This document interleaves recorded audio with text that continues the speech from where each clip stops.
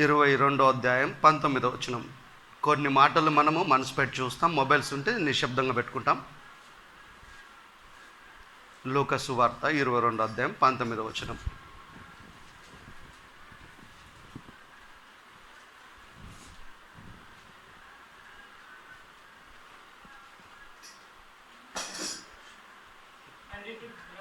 తెలుగులోకి వచ్చారు. తెలుగు చదవాలన్నా ఇబ్బంది అవుతుంది నాకు.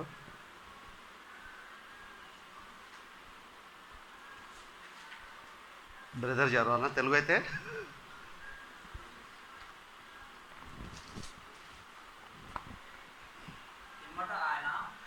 పిమ్మట ఆయన ఒక రొట్టె పట్టుకొని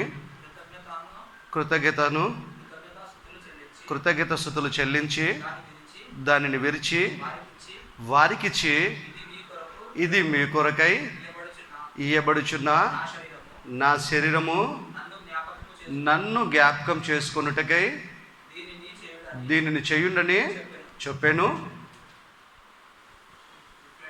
కంటిన్యూ. ఆ ప్రకారమే భోజనమైన తర్వాత ఆయన గిన్నెను పట్టుకొని, ఈ గిన్నె మీ కొరకు చిందింపబడుచున్న నా రక్తము వలన కొత్త నిబంధన. ప్రార్థన చేసుకుంటాం. పరలోకమందున్న పరిశుద్ధుడా మా తండ్రి, ఈ సమయాన్ని తరుణాన్ని మాకు ఇచ్చినందుకై మీకు వందనాలు. చనిపోకుండా మమ్మల్ని సజీవంగా ఉంచినందుకై మీకు కృతజ్ఞత స్తుతులు స్తోత్రములైనా. మా బ్రతుకు మా జీవితాన్ని మార్చే మీ మాటల్ని మేము మనసు పెట్టి వినటానికి, చదవటానికి, ధ్యానించటానికి కృప చూపెట్టండి. కేవలం వినేవారు మాత్రమే ఉండి మమ్మల్ని మేము మోసపుచ్చుకోకుండా వాక్య ప్రకారంగా బ్రతకటానికి మాకు సహాయం చేయమని క్రీస్తు పేరట ప్రార్థిస్తున్నాం తండ్రి. ఆమెన్. యేసుక్రీస్తు నామన మన తండ్రి అయిన దేవుడికి కృతజ్ఞత స్తుతులు. యేసు నామం శుభములు, వందనాలు. యేసుక్రీస్తు తన శరీరాన్ని గురించి ఇస్తూ, రొట్టె కోసం, ద్రాక్షరసం కోసం, తన శరీరం రక్తం కోసం చెప్తూ ఒక మాట అన్నాడు, నన్ను జ్ఞాపకం చేసుకోండి. ఎందుకు జ్ఞాపకం చేసుకోవాలా? ఎవరో చిన్న ఉపకారం చేస్తేనే మర్చిపోం. మనము ప్రాణాన్ని పెట్టాడు ఆయన మనని, మన పాపాలను క్షమించాడు. నరకానికి పాత్రులం మనము. చస్తే నరకానికి పోవాలి. ఏ మంచితనం లేదు మనలో. ఇందాక బ్రదర్ చెప్పినాడు, దేవుడు చాలా మంచివాడు. ఎంత మంచివాడు అంటే ఎవరి కోసం ప్రాణం పెట్టరు. నువ్వు లేకపోతే నేను ఉండలేను, నువ్వు లేకపోతే నేను బ్రతకలేనని మాటలు అవన్నీ ఫేక్ న్యూస్. అవి నిజంగా ప్రాణం పెట్టింది ఎవరంటే ప్రభు అయిన క్రీస్తు. నన్ను జ్ఞాపకం చేసుకోండి అంటున్నాడు. ఓ పేరెంట్స్ స్కూల్ పోయే అమ్మాయికి కానీ అబ్బాయికి కానీ మేము ఎంత కష్టపడుతున్నామో మీకు తెలుసు కదరా. జ్ఞాపకం ఉంచుకో అంటే దాని అర్థం ఏంటి? వాళ్ళ ఇంటెన్షన్ ఏంటి? మేము ఇంత కష్టపడి మేము తిన్నా తినకపోయినా ఫీజులు కట్టి చదివిస్తున్నాం కనుక మా ఉద్దేశం ఒకటే, బాగా చదువుకొని మంచి మార్కులతో పాస్ అవ్వాలా. వాళ్ళ ఇంటెన్షన్ అది. లేదమ్మా నాన్న మీరు పని చేసి బాగా కష్టపడి చదివిస్తారు, జ్ఞాపకం ఉందంటే సరిపోదు.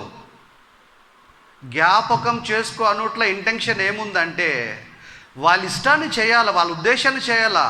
వాళ్ళ ఉద్దేశం ఏంటంటే నువ్వు బాగా చదువుకొని మంచి మార్కులు తెచ్చుకొని మంచి ప్రయోజకుడి కావాలా, తల్లిదండ్రులకు మంచి పేరు తీసుకురావాలా. అప్పుడే వాళ్ళు పడ్డ ప్రయాసానికి, కష్టానికి అర్థం ఉంటుంది, ఫలితం ఉన్నట్టు. తల్లిదండ్రులు అంటారు జ్ఞాపకం చేసుకోండి అంటారు పిల్లల్ని. అలానే ప్రభు జ్ఞాపకం చేసుకోమంటే ఏం జ్ఞాపకం చేసుకోవాలి మనము? చస్తే నరకాన్ని పోవలసిన మనని రక్షించాడు ఆయన. ప్రాణాన్ని పెట్టాడు. ప్రపంచ ప్రజలందరి కోసము ఆయన శరీరం నలగొట్టబడింది. ఒక్క చుక్క బొట్టు రక్తం ఉండకుండా ఆయన దేహం నుండి రక్తం అంతా కార్చబడింది. ఆయన ఉన్న కాలంలో ప్రజలకు పాపాలు క్షమించటానికి విశ్వం ఉన్నంత వరకు ఎంతమంది తరతరాలు పుట్టుకొస్తారో వాళ్ళందరికీ పాప క్షమార్పణ కోసము ఆయన పరిశుద్ధ రక్తాన్ని దారిపోసాడు. అది జ్ఞాపకం ఉంచుకోవాలి మనం. ఆయన క్యారెక్టర్ని జ్ఞాపకం ఉంచుకోవాలి మనం. మనలాంటి దేహమే, మనలాగా ఆలోచనలు ఉండే. ఆయన వచ్చినా మనలాగా ప్రవర్తించలేడు. ఆయన మనలాగా ఆకలేసింది, మనలాగా దాహం వేసింది, మనలాగా కోపం వచ్చింది, మనలాగా అలసిపోయి నిద్రపోయాడు. ప్రభుకు మనలాగా సమస్త విషయంలో ప్రాక్టికల్గా మనలాగానే అన్ని శోధించబడ్డాడు. మనకొచ్చిన శోధనల కంటే ఎక్కువగా వచ్చిన ఆయనకి అయినా ఆయన ఎక్కడ టెంప్ట్ కాలేడు. ఎందుకు అంటే సెల్ఫ్ కంట్రోల్ ఉంది ఆయనకి. ఆయన దృష్టి అంతా తండ్రి అయిన దేవుడి మీద ఉంది. మనకు సెల్ఫ్ కంట్రోల్ లేదు, ఆయనకు ఉంది. కనుక ప్రపంచ ప్రజలందరి కోసం ఆయన ప్రాణం పెట్టాడు. ఆ విషయం మర్చిపోవద్దు. ప్రేమమాయుడు మర్చిపోవద్దు. పగ కక్ష లేదు, జ్ఞాపకం ఉంచుకోవాలా. ఆయన ఆజ్ఞలు ఎన్నో చెప్పాడు మనకి, అవన్నీ జ్ఞాపకం ఉంచుకోవాలా. మర్చిపోవద్దు. ఏ విషయంలో ఆయన జ్ఞాపకం ఉంచుకోవాలా. ప్రతిరోజు ప్రతి క్షణం మన జీవితకాలం జ్ఞాపకం ఉంచుకోవాలా. ఆయన శరీరం, ఆయన రక్తం తీసుకునేటప్పుడు ఖచ్చితంగా మోస్ట్ ఇంపార్టెంట్ జ్ఞాపకం ఉంచుకోవాలా. ఏదో స్నాక్స్ లాగా తిని వెళ్ళిపోవటం కాదు. మనం దానికి మీనింగ్ ఉంది, అర్థం ఉంది, పరమార్థం ఉంది. యేసుప్రభు శరీరము రక్తంలో పాలు పొందటం అంటే కొన్ని చోట్ల ఏం తెలుసా, ప్రేయర్కి రానోళ్ళు తీసుకెళ్ళి ఇంటికాడ ఉన్న వాళ్ళకి ఇస్తుర్రు. ఏ ప్రసాదం అది ఇవ్వటానికి? బైబిల్లో దేవుడు రాయించిందే చేయాలి తప్ప మన బుర్రలో మెదిలిన ఆలోచనల ప్రకారం చెయ్యకూడదు. 66 పుస్తకాలను, గ్రంథాలను రాయించాడు. పరిశుద్ధ గ్రంథాన్ని దేవుడు 66 పుస్తకాలు అంటే ఆయన మనసులో మాటలు ఇవన్నీ. ఆయన మనసులో వచ్చిన మాటలే దేవుడి వాక్యం, జీవవాక్యం. కనుక వాక్యాన్ని అనుసరించాల కానీ మనకొచ్చిన ఆలోచనలను అనుసరించొద్దు. దేవుని సన్నిధికి వస్తున్నామంటే టైంపాస్ చేయటానికి కాదు, మనం మరో జీవితాన్ని స్వతంత్రించుకోవాలి. మనం ఆయన ఆజ్ఞలను కంప్లీట్గా 99% కాదు 100%గా మనం చేయగలం. యేసుక్రీస్తు లాగా యేసు ప్రభు దృష్టి అంతా తండ్రి మీద ఉంది. అందుకే సెల్ఫ్ కంట్రోల్గా ఉండగలిగిండు. ఆయన కోపం వచ్చింది, సమయం బట్టి కోప్పడిండు. పొద్దాక కోప్పడలే ఆయన, ఎప్పుడు కోప్పడలే ఆయన. ఎక్కడ ఏ తప్పు చేయలే. మనలాంటి దేహం ఉండి ఏ తప్పు చేయడానికి వీలవుతుందంటే వీలవుతుందని ప్రాక్టికల్గా జీవించి చూపెట్టాడు ఆయన. ఏ కష్టమది, ఆయన దేవుడు కదా నువ్వు అంటావు, నేను అంటాం. బతికటం చేతగాక లాజిక్ మాట్లాడతాం. అలాంటి అవకాశమే లేకుండా చేస్తాడు దేవుడు మనని. మీలాంటి దేహం నాది కూడా. అయినా నేను మీలాగా బతకలే. ఏంది కారణం ఏంటి? మీకు నాకు వ్యత్యాసం. తండ్రి మీద నా దృష్టి ఉంది, సెల్ఫ్ కంట్రోల్ ఉంది నాకు, మీకు లేదు. అంతే తేడా, వేరేదేం లేదు. మీరు కూడా బతకగలరని చూపెట్టాడు. అది పెద్ద అసాధ్యం కాదు. అది నా మునికిని అంటారు కదా, నా మునికిని కాదు, చెయ్యొచ్చు మనం. నన్ను జ్ఞాపకం చేసుకోండి, నన్ను జ్ఞాపకం చేసుకోండి అని చెప్పాడు. చూడండి ఒకసారి యోహాను సువార్త 6వ అధ్యాయము. తెలుగు చదివే అమ్మాయి లేదు ఈరోజు, మీరే చదవాలి బ్రదర్ కొద్దిగా. 6వ అధ్యాయము 51 నుండి 54 వరకు. నైనా మెల్లిగా మీరు చదివితే ఏంటంటే టైం సేవ్ అవుతుంది. పరలోకం నుండి యోహాను సువార్త 6వ అధ్యాయం 51 వచనం నుండి 54 వరకు. పరలోకం నుండి దిగి వచ్చిన జీవాహారం నేనే. ఈ ఆహారాన్ని తింటే పోతాం ఒకరోజు. ఎంత మంచి కాస్ట్లీ ఫుడ్ తిన్నా ఒకరోజు డెడ్. కానీ నేనేం చెప్తుండు, మనిషి మనసుకు అందంది, శాస్త్రవేత్తల శాస్త్రానికి అందంది, పండితుల పాండిత్యంలో లేనిది చెప్తున్న మాట ఏంటో తెలుస్తుంది. గొప్ప గొప్ప మేధావులకు అర్థం కాంది. పరలోకం నుండి వచ్చిన జీవాహారాన్ని నేనే. ఎప్పటికీ జీవిస్తారు, వన్ లిమిట్. మీ జీవితానికి ముగింపు ఉండదు. నా మాటలు వింటే, నా మాటల ప్రకారం బ్రతికారు. మరి చదువునైనా 51. పరలోకం నుండి శరీరమా జీవాహారమా? మంచి అక్కడ చూసి చదువునైనా 51. 51. పరలోకం నుండి దిగి వచ్చిన జీవాహారము నేనే నేనే నేనే. ఎవడైనాను ఒక్కొక్క పర్సన్ చెప్తున్నా. ఎవడైనా అంటే పురుషులకు చెప్తున్నారు, స్త్రీలకు చెప్తలేదు అనుకోదు. బాడీని పక్కన పెడితే అందరం దేవుని సన్సే, డాటర్స్ ఉండరు, అంతా దేవుడి పిల్లల కుమారులమే. ఎవడైనాను ఈ ఆహారం భుజించితే వాడు ఎల్లప్పుడూ జీవించును. కేవలం భుజించుతనే కాదు, ఆజ్ఞల ప్రకారం బ్రతికితే. ఆజ్ఞలన్నిటిలో ఇది కూడా ఒక ఆజ్ఞే. ఎల్లప్పుడూ జీవించును. మరియు నేనిచ్చు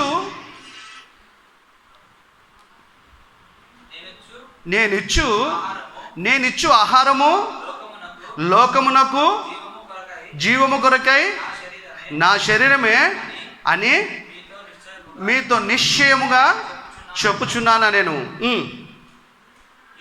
యూదులు అప్పటిదాకా తెలియదు కదా వీళ్ళకి, ఫిజికల్ ఆహారం ఉంది కానీ స్పిరిచువల్ ఆహారం లేదు వాళ్ళకి, ఈ ఆజ్ఞ తెలియదు అప్పటికి.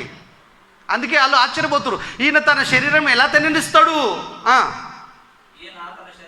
ఈయన తన శరీరము ఎలాగ తిననీయగలలని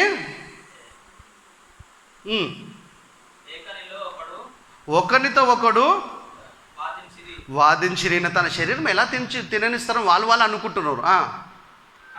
కావున యేసు ఇట్లా నేను మీరు మనుష్య కుమారుని శరీరము తిని ఆయన రక్తము తాగితేనే కానీ మీలో మీరు జీవం గలవారు కాదు. ఇంత కంపల్సరీ చూడు, ఆయన శరీరం తిని ఆయన రక్తం తాగితేనే కానీ మీరు జీవం గలవారు కారు. ఎంత ఇంపార్టెంట్ చూడు, ఇది ఇంత ఇంపార్టెంట్ అని పెట్టాడు. ఇక్కడ కండిషన్స్ పెట్టాడంట ఆయన, ఖచ్చితంగా పెడతాడు ఆయన. కండిషన్ లేనిది బైబిల్ ఏమీ లేదు కదా. మనిషి కుమారుడు శరీరం తిని ఆయన రక్తము తాగితేనే కానీ మీరు జీవం గలవారు కాదు.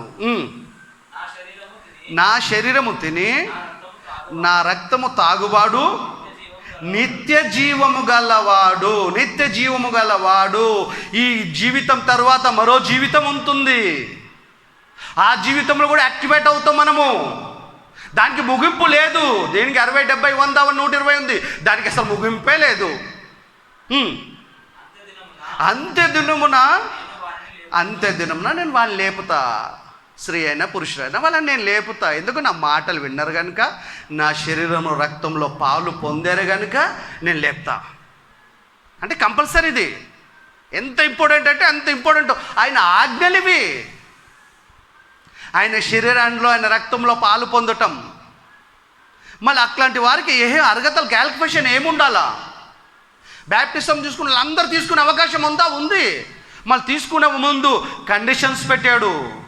ఆ కండిషన్ ప్రకారంగా మన మైండ్ సెట్ ఉంటేనే పాలు పొందాలా, లేకపోతే మనసు మార్చుకొని పాలు పొందాలి తప్ప అయోగ్యంగా పొందితే మాత్రం చాలా ప్రమాదం ఉంది.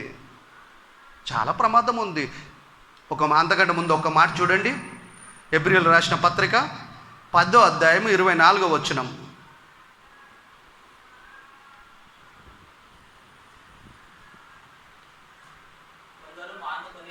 కొందరు మానుకొనుచున్నట్లు, కొంతమంది చర్చికి సండే రావటం మానేస్తారంట. భవిష్యత్తు తెలుసండి దేవుడికి. ఆ కాలం నుండి ఈ కాలం అని చెప్తున్నాడు చూడు. మనుషుల తత్వం తెలుసా నీకు? ఏమంటాడు? కొందరు మానుకున్నట్లుగా సమాజంగా కూడుట మానక. సమాజంగా గ్యాదర్ కావాలి, కంపల్సరీ సంఘంగా కూడుకోవాలా. కోవిడ్-19లో పరిస్థితులు భయంకరంగా ఉన్నాయి కనుక ఆన్లైన్ అన్నారు.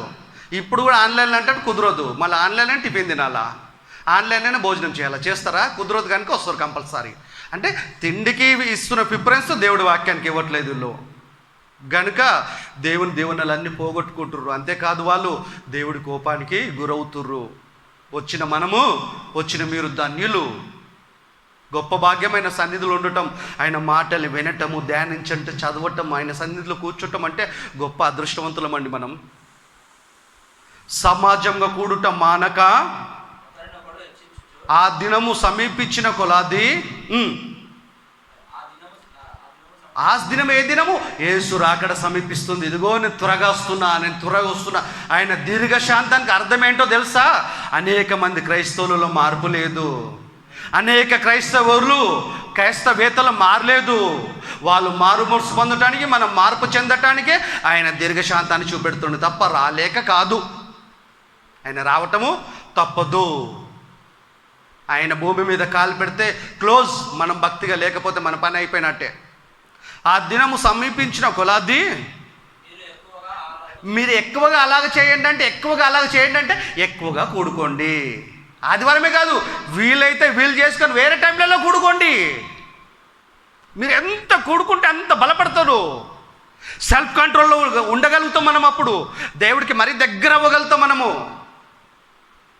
మెంటల్ ప్రాబ్లమ్స్ వచ్చినా, ఫిజికల్ ప్రాబ్లం వచ్చినా, ఏవైనా ఆర్థిక ఇబ్బందులైనా, ఫైనాన్షియల్ అన్నిటిని తట్టుకోగలుగుతాం మనం. అప్పుడు దేవుని దగ్గర ఎక్కువ గ్యాదర్ అయ్యి దేవునితో ఎక్కువ అటాక్స్ మనం ఉండటం వల్ల, కనెక్ట్ ఉండటం వల్ల, ఆయన సందులో ఉండటం వల్ల బలంగా ఉంటాం మనము. మరి ఎక్కువగా మీరు అలా చేయండి, ఎక్కువగా కూడుకోండి. ప్రేమ ఇంటిట్లో ఏముండాలో సమాజంగా కూడుకోవాలా. ఆ దినం సమీపించిన కొలది మరి అలా ఎక్కువగా చేయాలా. రెండోది ప్రేమ చూపుటకు సత్కార్యములు అంటే వాక్యానుసరమైన పనులు. వాక్యం అంటే సత్యం, క్రియలు అంటే పనులు. వాక్యానుసరమైన పనులు, సత్కార్యములు చేయుటకును ఒకరినొకరు పురికొల్పుకోండి. ఎంకరేజ్ చేసుకోండి, ఎంకరేజ్ చేయండి ఒక్కొక్కరు. మంచి ప్రేమ కలిగి ఉండండి. అర్థం, సమాజం కూడటం ఎప్పుడు మానొద్దు, ఎప్పుడు మానుకోద్దండి మనం. చూడండి అపొస్తలుల కార్యములు 2వ అధ్యాయము 41వ వచనం. మీరు మొదటికి చదువుకున్న తర్వాత నేను ఎక్కడికెక్కడికైనా కొద్ది సమయంలోనే ఎక్కువ మాటలు చూసుకుంటాం. అపొస్తలుల కార్యములు 2వ అధ్యాయం 41వ వచనం. కాబట్టి పెంతెకోస్తు దినము నాడు పరిశుద్ధాత్ముని ఆహ్వానం జరిగిన తర్వాత అందరు అక్కడ గ్యాదర్ అయ్యారు. అప్పటికి మీరు 2వ అధ్యాయం మొదటికి చూస్తుంటే 16 రకాల భాషలు మాట్లాడే ప్రజలు ఉన్నారు అక్కడ. అప్పటికి కొత్త నిబంధన రాయబట్టం అనేది ఇంకా జరగలేదు. మత్తయి సువార్త నుండి ప్రకటన గ్రంథం వరకు 27 బుక్స్ ఇంకా రాయబట్టం జరగలేదు. పరిశుద్ధాత్మ వచ్చిన తర్వాతనే రాయబట్టం జరగాల, ఆయన గైడెన్స్లోనే జరగాలది. బాబెల్ గోపురం కట్టేటప్పుడు భాషల్ని తారుమారు చేసేసాడు దేవుడు. ప్రపంచం 4 దిక్కులు ప్రజలందరూ స్ప్రెడ్ చేసేసాడు. అందరు 4 దిక్కులు వెళ్ళిపోయారు, రకరకాల భాషలు అయిపోయినాయి. పెంతెకోస్తు దినం నాటికి యేసుప్రభు వచ్చి మరణం పొంది తిరిగి లేచి పునరుద్ధానుడై అందరు కనిపడిచి వెళ్ళిపోయిన తర్వాత పరిశుద్ధాత్ముడు ఆహ్వానం వచ్చేటప్పటికి అందరు పెంతెకోస్తు దినం నాడు, పెంతెకోస్తు పండుగ నాడు యెరూషలేములో గ్యాదర్ అయ్యారు. అప్పటికి 16 రకాల భాషలు మాట్లాడే ప్రజలు ఉన్నారు అక్కడ. చదివి చెప్పటానికి కొత్త నిబంధన లేదు. పరిశుద్ధాత్మ ద్వారా దేవుడు భాషలు మాట్లాడేటం ఇచ్చాడు అక్కడ. 16 రకాల భాషలు మాట్లాడే ప్రజలందరికీ అర్థమైపోయింది వాక్యాలు. అరే ఏంది ఇలా మా భాషతో దేవుడు గొప్ప కార్యాలు చెప్తున్నారు, ఏదో మీనింగ్లెస్లో మాట్లాడలే. దేవుని గొప్ప కార్యాలు చదివి వివరించి చెప్పారు వాళ్ళు. ఎందుకంటే చదివి చెప్పడానికి బైబిల్ లేదు కనుక. మీరు మొదటిసారి చదివితే తెలుసు 2వ నుండి ఇప్పుడు 41. ఆ సందర్భం పేతురు వాక్యం చెప్తున్నాడు. పరిశుద్ధాత్మతో నింపబడిన వాడై 12 మంది అపొస్తలులు, వాళ్ళలో నుండి 12 మందిలో ఒకడు ఈయన లేచి చెప్తున్నాడు వాక్యం. ఆ సందర్భం 41 అపొస్తలుల కార్యములు 2:41. కాబట్టి అతని వాక్యము అంగీకరించిన వారు బాప్టిజం పొందిరి. వాక్యం అంగీకరించడం అంటే ఫస్ట్ వినాలా, వినటం వలన విశ్వాసం కలిగి వినట క్రీస్తు గురించి మాట వలన మనం కూడా కదా ఈయనే మారినాం. ఆయన మాటకు అంత శక్తి ఉందండి. మనిషి మనసును మార్చే శక్తి యేసు మాటలకు ఉంది. మనిషి మనసు మార్చే శక్తి దేవుడు మాటలకు ఉందండి. ఆయన వాక్యం అంగీకరించిన వారు బాప్టిజం పొందిరి. ఆ దినమందు ఇంచుమించు 3000 మంది చేర్చబడిరి. లోకంలో నుండి, చీకట్లో నుండి, అపవాది అధికారంలో నుండి దేవుని కుమారుడైన క్రీస్తు రాజ్యంలోనికి, వెలుగులోనికి చేర్చబడ్డారు. ఫస్ట్ సంఘం స్థాపన, దేవుని రాజ్య స్థాపన పెంతెకోస్తు దినం నాడు జరిగింది. ఆయన సంఘం ఆయనలోకి వచ్చే విషయము ఇంచుమించు 3000 మందితో ప్రారంభమైంది ఆయన రాజ్యం, ఆయన సంఘం. మనం రాజ్యం అయితే ఆయన రాజు, మనం సంఘం అయితే సంఘానికి శిరస్సు అయిన, మన వధువు అయితే ఆయన వరుడు. బంధం కోసం చెప్పాడు ఇది. కంటిన్యూ. ఇంచుమించు 3000 మంది చేర్చబడిరి. వీరు చూడు బ్యాప్టిజం తీసుకున్న వెంటనే ప్రాసెస్ ఏముంది? వీరు అపోస్తుల బోధ యందు, ఫస్ట్ అపోస్తుల బోధ బైబిల్లో ఉన్నట్టు. అదేదో తపస్సు చేయాల్సిన పనిలే, దేవుడు మన చేతికి అందించాడంటే దేవుడు ఎంత కనికరంగా వాడు. చూడు ఇన్ని ఆధారాలు ఇచ్చాడు మనకి, మన చేతిలో అందించాడు. మనమున్న చోట్ల మన ఇంట్లో చదువుకోవచ్చు మనం. పాత నిబంధన కాలం కదా ఏదో ప్రవక్తలు తిట్టిపోయి కనుక్కోవటానికి మంచి ఫెసిలిటీ ఇచ్చాడు మనకి. చక్కని ఎవరు ఎంతమందో కష్టపడ్డారు దేవుని ప్రేరేపణతోని మన భాషలోనికి తర్జుమా జరిగింది. ఇది అన్ని భాషలోకి తర్జుమా జరిగింది. మన మాతృభాష తెలుగులో కూడా మనం చదవగలుగుతాం. ఎంత అద్భుతంగా ఉంటుందండి మాటలు, దేవుడి మాటలు అంది. 10th చదివిన పుస్తకాలు ఇంటర్లో చదవని తెలుసా మీకు? ఇంటర్ది 2nd ఇయర్లో చదవం, 2nd డిగ్రీలో చదవం, పక్కన పెట్టేస్తాం. కానీ నాటి నుండి నేటి వరకు ఇదే గ్రంథాన్ని చదువుతూనే ఉన్నారు ప్రజలు, చదువుతూనే ఉండాలి. విశ్వం ఉన్నంత వరకు గ్రంథాన్ని పక్కన పెట్టే ఛాన్స్ లేదు. నువ్వు ఎప్పుడు చదివినా కొత్తదే. అదే ఆయన ప్రత్యేకత. కొత్తదనం కనపడుతుంది. మహాజ్ఞాన గనిది. మనం చదవగలిగితే అనేక విషయాలు తెలుస్తాయి బైబిల్ ద్వారా మనకి. సైన్స్కి తెలియని విషయాలు బైబిల్ చెప్పిందండి. అంత గొప్పది గ్రంథం. మత గ్రంథం కాదు ఇది, దేవుడి మహాజ్ఞాన గ్రంథం. ఈ గ్రంథాన్ని చదువుతున్నాం, వింటున్నామంటే ధన్యులమే మనం. లోక సంబంధంగా ధనవంతులం కాకపోవచ్చు, వాక్యాన్ని బట్టి మనము ధన్యులం, అదృష్టవంతులం. ఇరు అపొస్తలుల బోధయందు సావాసం మానట్లేదాలు. 1వ శతాబ్దం క్రైస్తవులకు ఉన్న భక్తి చాలా ప్యూర్ భక్తి అండి వాళ్ళది. మనలాగా సాఫ్ట్వేర్ హార్డ్వేర్లు ఫ్యాన్ల కింద ఏసీల కింద కూర్చొని చేసే పనులు కావు. అప్పుడు అంతా కష్టజీవులే, సూర్యుని కింద కష్టపడే వాళ్ళే, చాలా కష్టజీవులు. చాలా భక్తిగా ఉన్నారండి వాళ్ళు, తెలుసా మీకు? చాలా భక్తిగా ఉన్నారు. బైబిల్ వాళ్ళ హిస్టరీ చదువుతుంటే ఆశ్చర్యమవుతుంది. అది వాళ్ళ భక్తితో పోలిస్తే మనం నథింగ్ అనిపిస్తుంది. నథింగే. పాఠాలు పెట్టాడు దేవుడు. అపొస్తలుల బోధయందు సావాసమందు రొట్టె విడుచుట యందు ప్రార్థన చేయుట యందు ఎడతెగకుండిరి. డుమ్మ కొట్టట్లేదు, యాక్సట్లేదు, కంటిన్యూ అవుతున్నారు వాళ్ళు. ఎప్పుడు? మంత్లీ 4 సండేస్ వస్తాయి, 5 సండేస్ వస్తాయి. మంత్లీ 5 సండేసా 4 సండేసా? లేదు, ఎవ్రీడే. వాళ్ళకున్న ఆసక్తి మనకెందుకు లేదండి కదా? ఎవ్రీ వీక్ ఒక 2 hours ఉండాలంటే ఇబ్బంది. నిజంగా దేవుడిని ఎంత మిస్ అయిపోతున్నామో తెలుస్తలేదు మనకి. దేవుళ్ళు ఉన్నామని కానీ మురిసిపోతున్నారు. ఇలా చేసేవాళ్ళంతా నిర్లక్ష్యం చేసేవాళ్ళు, కానీ దేవుళ్ళు లేరండి, తొలగిపోతున్నారు వాళ్ళు. వాళ్ళు తృప్తి పడుతున్నారు అంతే తప్ప అది వాక్యం దగ్గర తీసుకొస్తే నిలబడదు. రిజెక్ట్ అంటది. కంప్యూటర్లో తెలుసు కదా, మన పాస్పోర్ట్ రాంగ్ కొడితే తీసుకోదు అది. దేవుడు కూడా తీసుకోడిగా, చాలా స్ట్రిక్ట్ దేవుడు. చదువునేనా కొద్ది మళ్ళీ ఒక్కసారి పైకి చదువుతానేనా? వీరు అపొస్తలుల బోధయందు సావాసమందు రొట్టె విడుచుట యందు ప్రార్థన చేయుట యందు ఎడతెగకుండిరి.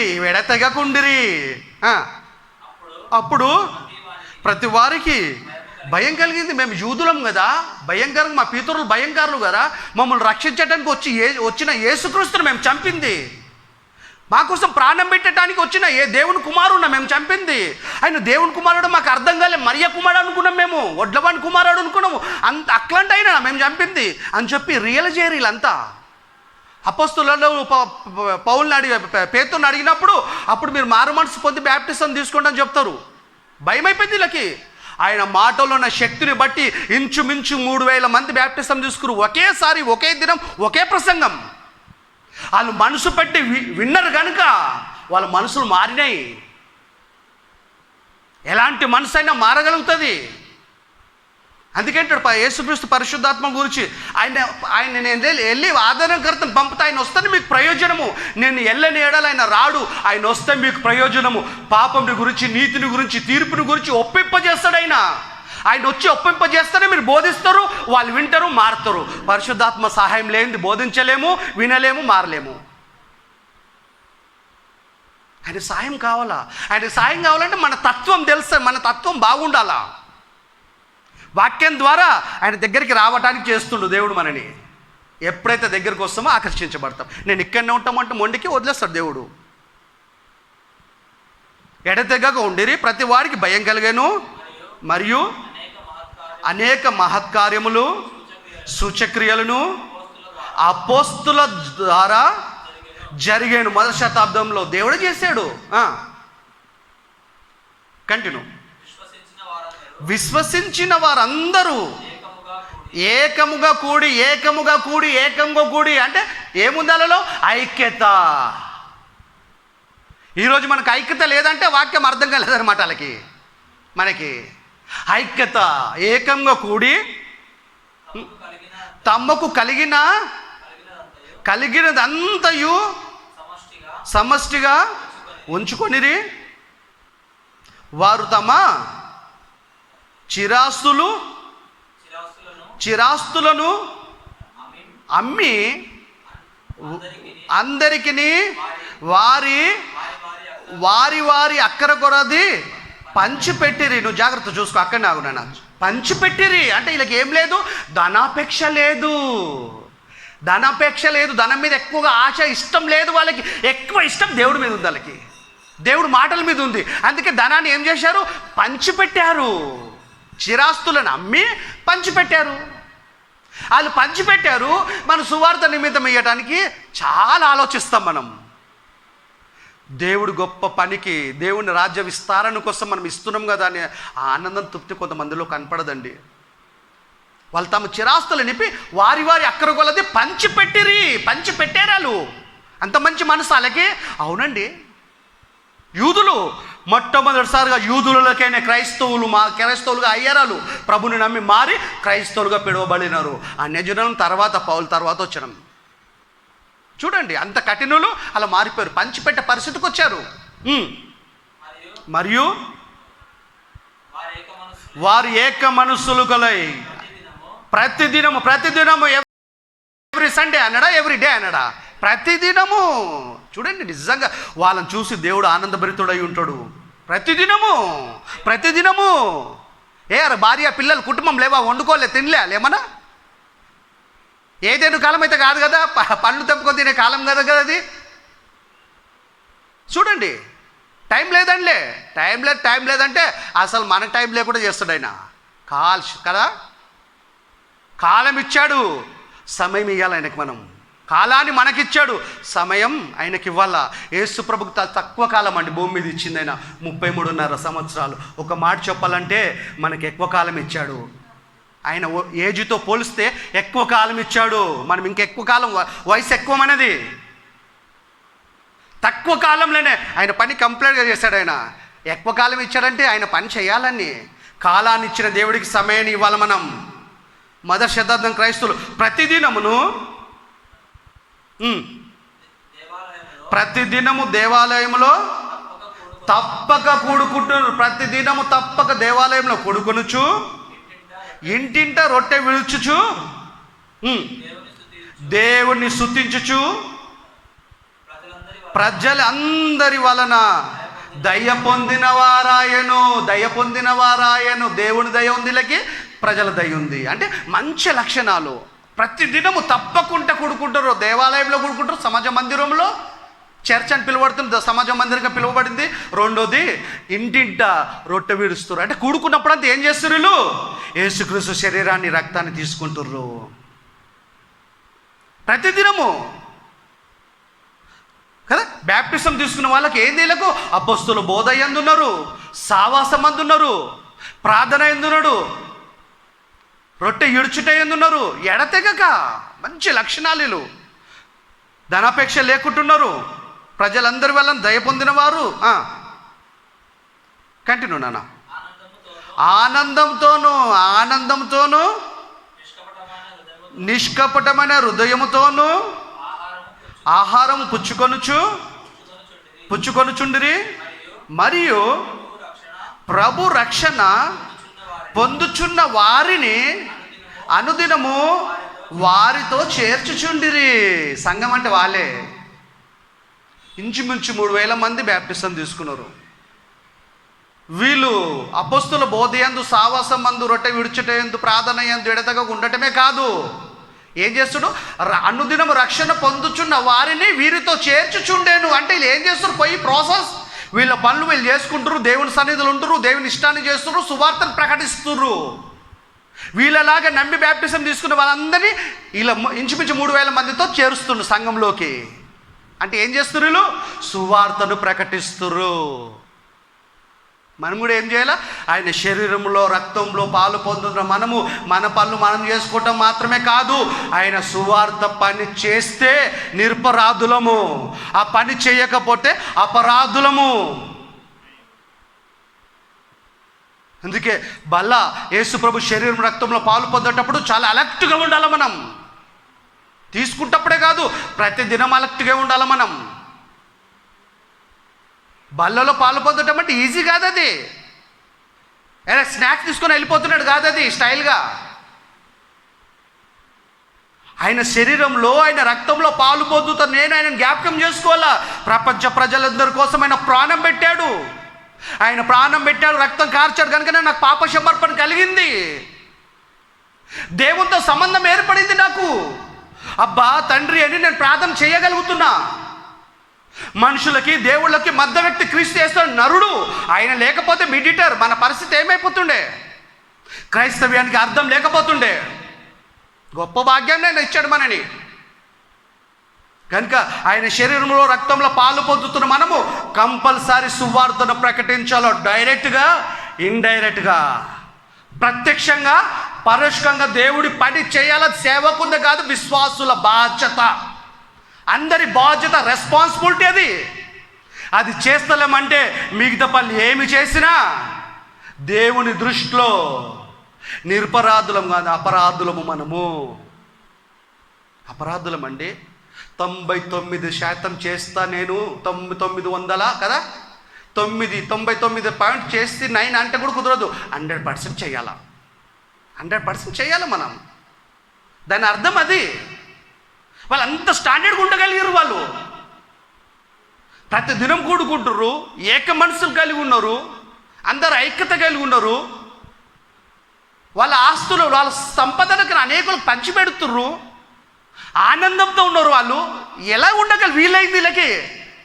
రోజు గ్యాదర్ అవుతుర్రు కనుక ఆ భక్తులు యాక్టివేట్ అయిపోయారు. వాళ్ళు నిష్కపటమైన హృదయం ఉంది, వాళ్ళకి ఆనందం ఉంది. అరే హృదయంలో ఆనందం ఉండాలండి మనకి. ముఖానికి ఎన్ని రుద్దుకున్నా బ్రైట్నెస్ కాదు తెలుసా మీకు? ఎన్నైనా రుద్దుకో, ఏ బ్యూటీ పార్లర్కి పో, ముఖంలో సంతోషం కనపడాలి అంటే ఆ దేవుడిస్తున్న ఆనందం మన హృదయంలో, మన మనసులో ఉంటేనే మన ముఖంలో బ్రైట్నెస్ ఉంటుంది, రుద్దుకుంటూ ఉండదు. కళ ఉంటుందండి దేవుని పిల్లలకి. ప్రత్యేకంగా ఏంది, దేవుడితో ఎక్కువ సావాసం ఉంటే, భక్తి ఉంటే ఆటోమేటిక్ మన ముఖములో కళ కనపడుతుంది. మీరు అబ్జర్వ్ చేయండి, ఎవరినైనా భక్తిని కోల్పోతే ముఖంలో మళ్ళా కళ పోతుంది, బ్రైట్నెస్ వెళ్ళిపోతుంది. కనుక దేవునితోనే అటాచ్మెంట్ ఉండాలి మనకి కదా. అనుదినం రక్షణ పొందుతున్న వారిని ఏం చేసి, చివరి వచ్చిన చదువునైనది,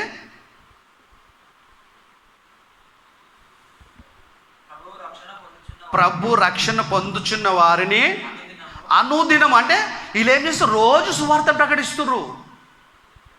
నమ్మి బ్యాప్టిజం తీసుకొని రక్షించబడు అంటే ఫస్ట్ ఏం జరగాల? ప్రకటన జరగాల, సువార్తను ప్రకటించాలా, వినాలా. వినేవారు ఉన్నప్పుడు ప్రకటించే వాళ్ళు ఉండాలా. ప్రకటించినప్పుడు వాళ్ళు విని మనసు మార్చుకుంటే బ్యాప్టిజం తీసుకుంటారు, అంటే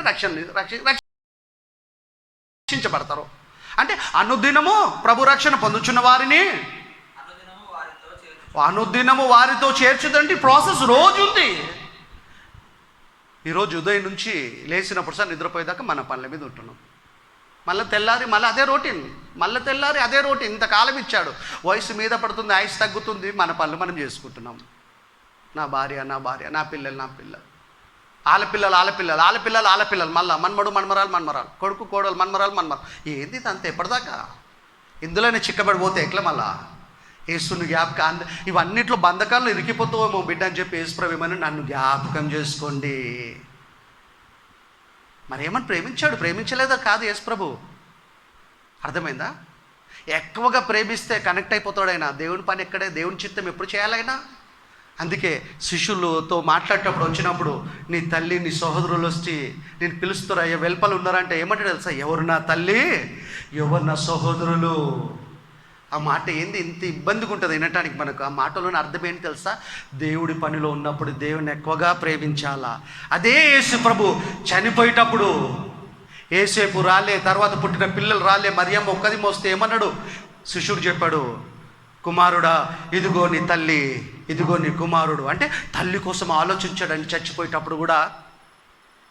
ఎంత ప్రేమమాయుడు చూడు యేసు ప్రభు. అప్పుడు ఏంది అలా మాట్లాడి, ఇప్పుడు ఎలా మాట్లాడంటే దేవుడికి ఫస్ట్ ప్రిఫరెన్స్ ఇవ్వాలి తండ్రికి అని చూపెట్టాడు అక్కడ. మనం మరి ఏమని నిర్లక్ష్యం చేయటం కాదు దాని అర్థం. శిష్యుడికి అప్పగించాడు తల్లి బాధ్యత. నేను వెళ్ళిపోతున్న ఫిజికల్గా మీతో ఉండా, శిష్యుడికి అప్పగించాడు. ఆ రోజు ఆ క్షణం నుండే ఆ శిష్యుడింటికి తల్లిగా వెళ్ళిపోయింది, కుమారుడుగా చూసుకున్నాడు ఆయన ఆయమని. చూడండి అంత ప్రేమమయుడు అండి. మనిషితో మాట పడేవాడు కాదు యేసు ప్రభు, పాయింట్అవుట్ చేయించుకునేవాడు కాదు, అంత మంచి క్యారెక్టర్. ఈ మొదటి శతాబ్దంలో క్రైస్తవులకు అంతమంది స్వభావం ఎలా వచ్చిందంటే దేవునితో అటాచ్మెంట్ ఎక్కువగా ఉంది. రోజు గుడుగుడ్డురు, మందిరంలో రొట్టె విడుస్తున్నారు, ఇంటింట రొట్టె విడుస్తున్నారు వాళ్ళు. అంటే బల్ల కార్యక్రమం ఎవ్రీడే ఉంది మొదటి శతాబ్దంలో క్రైస్తవులకి. ఆ బల్లలో పాల్గొంటున్న వాళ్ళకి ఏం లక్షణాలు ఉన్నాయి? ఏక మనసు ఉంది, అపొస్తలుల బోధ ఉంది, సావాసం ఉంది, ఐక్యంగా ఉన్నారు అందరూ, ధనాపేక్ష లేదు, సువార్త ప్రకటిస్తుర్రు అనుదినము, ఆనందంతోనే నిష్కపటమైన హృదయంతో ఉన్నారు వీళ్ళు. ప్రజలందరి వలన దయ పొందిన వారు, మంచి పేరుంది వాళ్ళకి. అంటే వాక్యానుసారంగా జీవిస్తే ఏమొస్తుంది? మంచి సంస్కారం వస్తుంది మనకి, మంచి పేరు వస్తుంది మనకి, మన ప్రవర్తనలో మార్పు వస్తుంది, మన చూపులో మార్పు వస్తుంది, మన క్యారెక్టర్లో మార్పు వస్తుంది. వాక్యం మార్చేస్తుంది మన జీవితాల్ని. దేవుడికే దగ్గర కాదు, దేవుడే మెచ్చుకోవటం కాదు, మనుషులు కూడా మెచ్చుకునేటట్టు చేస్తాడు మనని. యేసు ప్రభుకు దేవుడి దయ ఉంది, మనుషుల దయ ఉంది. చూడండి ఒకసారి చూసుకుంటామా? అపొస్తలుల కార్యములు 20:7 ఇక్కడ ప్రతిదినం కూడుకున్నట్టు ఇంటింట రొట్టె విడుస్తూ కదా కూడుకుంటారు తప్పకుండా. అపొస్తలుల కార్యములు 20:7 ఆదివారమున మేము రొట్టె విరుచుటకు కూడినప్పుడు. ఎప్పుడు కూడుకున్నారు వీళ్ళు? ఆదివారమున. 2వ అధ్యాయం అపొస్తలుల కార్యక్రమం చూసుకుంది, ప్రతిదినంలో ఆదివారం కూడా వచ్చేసింది. ప్రతి ఆదివారం లేదని కదా ఉంటారు మళ్ళీ వాళ్ళకి. అందుకే 1 కొరింథీయులకు రాసిన పత్రిక 16వ అధ్యాయం 1వ వచనం, 16వ అధ్యాయం 1వ వచనం, 1 కొరింథీయులు 1వ వచనం. పరిశుద్ధుల కొరకైనా చందా విషయమైతే నేను గలతీల సంఘమునకు నియమించిన ప్రకారము మీరును చేయుడి. నేను వచ్చినప్పుడు పౌలు రాస్తుండు కొరింథీయుల పట్టణానికి, క్రైస్తవులకే, క్రీస్తు సంఘానికి. నేను వచ్చినప్పుడు చంద పోగు చేయకుండా ఉండునట్లు ప్రతి ఆదివారమున ఏమన్నాడు ఇక్కడ? ప్రతి ఆదివారమున మీరు కొద్ది చెంత పోగు చేయాలా. ఎందుకో తెలుసా? యెరూషలేములో క్రైస్తవులు ఉన్నారు, పేదవాళ్ళు, అది అక్కడ తీసుకెళ్ళాలా. కనుక మీరు ఏం చేయాలి? ప్రతి సండే చెంద పోగు చేయండి, కానుకలు పట్టండి, వాళ్ళకి ఇవ్వాలా. నా దారి ఖర్చు కూడా అవుతాయి అవి. కొడుకు ఉపయోగపడుతున్నాయి, అక్కడ బిలీవర్స్కి పేదవాళ్ళు ఉన్నారు వాళ్ళకు కూడా ఉపయోగపడుతున్నాయి. టోటల్గా దేవుడి పనిలో ఏమవుతున్నాయి? దేవుని పనిలో దేవుని పిల్లలైన విశ్వాసుల పైసలు ఖర్చు కావాలా, వాడాలా. చంద పోగు చేయండి అంటున్నాడు. ప్రతి ఆదివారం అని ఉంది అక్కడ. తదితర చూసుకుంటాం.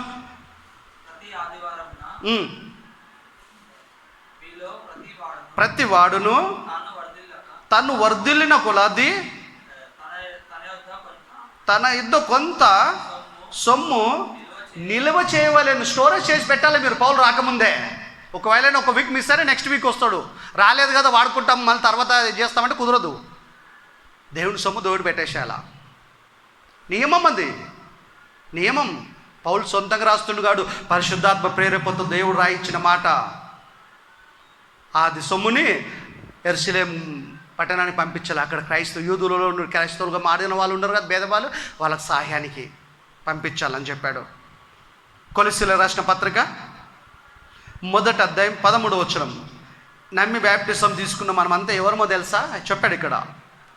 కొలస్సీ 1:13 ఆయన మనలను అంధకార సంబంధమైన అధికారములో నుండి విడుదల చేశాడు. మనని అంధకారం సంబంధమైన అధికారం అంటే పాపంలో ఉండిపోయాము, దయ్యం అధికారంలో ఉండిపోయినాం, అంధకారంలో ఉండిపోయినాం, చీకట్లో ఉండిపోయినాం, పాపం అనే చీకట్లో ఉన్నాం. దేవుడు అంటే తెలియదు, నిరీక్షణ లేదు. దేవుడు అంటే తెలియదు మనకి, మంచి చెడు తెలియదు, భయంకరం ఉండిపోయినాం మనం. ఏ నిరీక్షణ లేదు మనకి. అంధకారం సంబంధమైన అధికారంలో నుండి విడుదల చేసి తాను ప్రేమించిన తన కుమారుని యొక్క రాజ్య నివాసులుగా చేసేను. క్రీస్తు రాజ్య నివాసులం ఎవరు? మనమే, క్రైస్తవులమే. ఆయన రాజ్య నివాసులం చేసేను. దేవుని ప్రజలం ఇప్పుడు మనము. లోకం నుండి ప్రత్యేకింపబడిన వాళ్ళం మనం ఇప్పుడు. ఎలాగా? యేసుక్రీస్తు రక్తంలో కడగబడిన వాళ్ళము, శుభ్రం చేయబడిన వాళ్ళము, కనికరించబడ్డం దేవుని వలన కనుక మన పాప క్షమార్పణ కలిగింది. అంధకారం సంబంధమైన లోకంలో నుండి, అధికారంలో నుండి క్రీస్తు రాజ్యంలోకి వచ్చేస్తే మనం ఇప్పుడు. క్రీస్తు రాజ్యంలోకి వచ్చిన మనము, నమ్మి బ్యాప్టిజం తీసుకున్న మనము యేసు ప్రభు శరీరము రక్తంలో పాలు పొందేటప్పుడు అపోస్తుల కాలంలో 1వ శతాబ్దంలో ఉన్న క్రైస్తవులకి అపోస్తులకు ఉండే క్వాలిఫికేషన్, లక్షణాలు, అర్హతలు మనకు ఉండాలా. ప్రతిరోజు కూడుకున్నారు వాళ్ళు, మనం ప్రతిరోజు కూడుకుంటారు. వీక్లీ 1 టైం అయినా మనకి వీలవుతలేదంటే దాని అర్థం ఏంటి? అంతగా లేదు మనకి ఇంట్రెస్ట్ దేవుడి మీద, అంతగా లేదు మనకి ఇంట్రెస్ట్. తర్వాత చూసుకుంటాం 1 కొరింథీయులు 11:23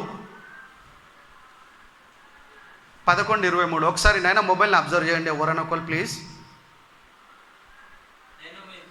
నేను మీకు, అదే పౌలు కొరింథీయులో ఉన్న పట్టణంలో ఉన్న క్రైస్తవులు చెప్తుండే, నేను మీకు అప్పగించిన దానిని ప్రభు వలన పొందుతుంది. ప్రభు ఆజ్ఞ ఇది, ఆయన జ్ఞాపకం చేసుకోమన్నాడు కదా. నేను అదే చెప్తున్నాను, సొంతంగా చెప్పట్లేదు.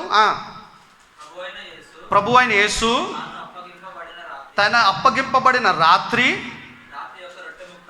ఒక రొట్టె ముక్కను ఎత్తుకొని కృతజ్ఞత స్తుతులు చెల్లించి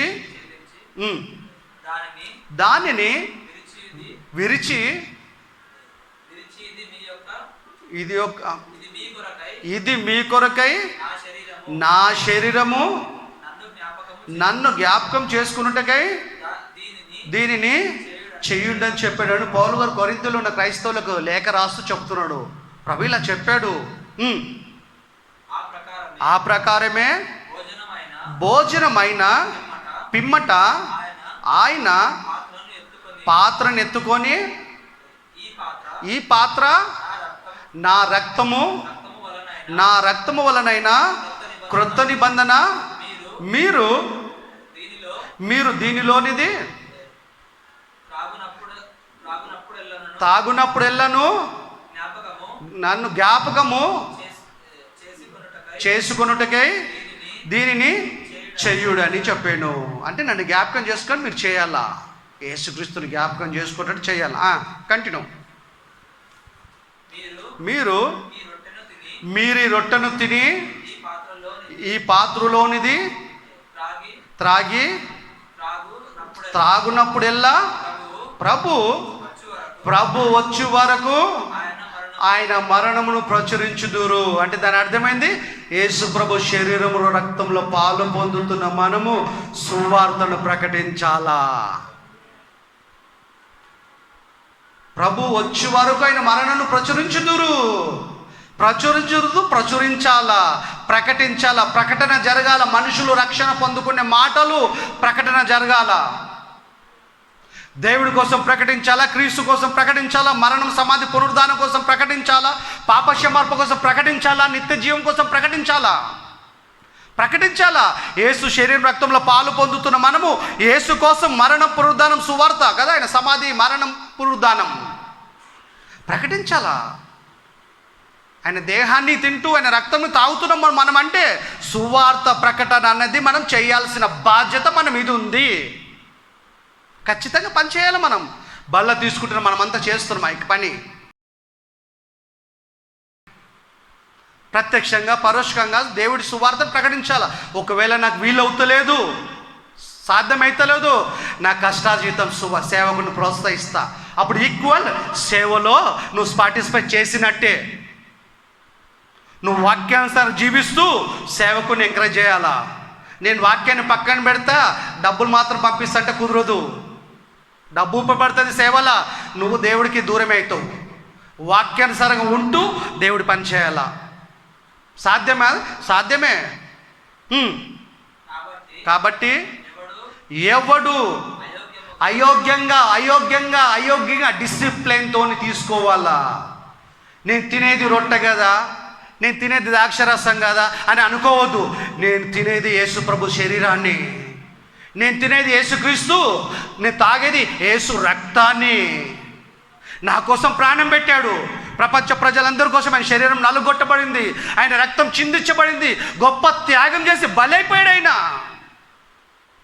ఆయనను జ్ఞాపకం చేసుకోవాలి మనము. ఆయన శరీరాన్ని రక్తంలో నేను పాలు పొందుతున్నా అంటే ఆయన చెప్పినట్టు నేను బ్రతకాలా, ఆయన అడుగుజాడులో నేను బ్రతకాలా అని చెప్పి ప్రిపేర్ అవ్వాలా మనము. ఎవడైనా అయోగ్యంగా ప్రభు ఒక రొట్టె తినునో, ఆయన పాత్రలోని తాగునో, ప్రభు యొక్క శరీరమును గురించియు రక్తమును గురించియు అపరాధి అగును. పాపాలు క్షమార్పణ పొందిన మనము నిరపరాధులమయ్యాము ఆయన రక్తం వలన. ఆయన రక్తం దగ్గరకు వచ్చి అయోగ్యంగా పుచ్చుకుని మనకు మళ్ళీ ఏమైపోతాము? అపరాధులమైపోతాము. నిరపరాధులం ఏమైపోతాం? మళ్ళీ అపరాధులమవుతాం, మళ్ళీ పాపలమైపోతాం.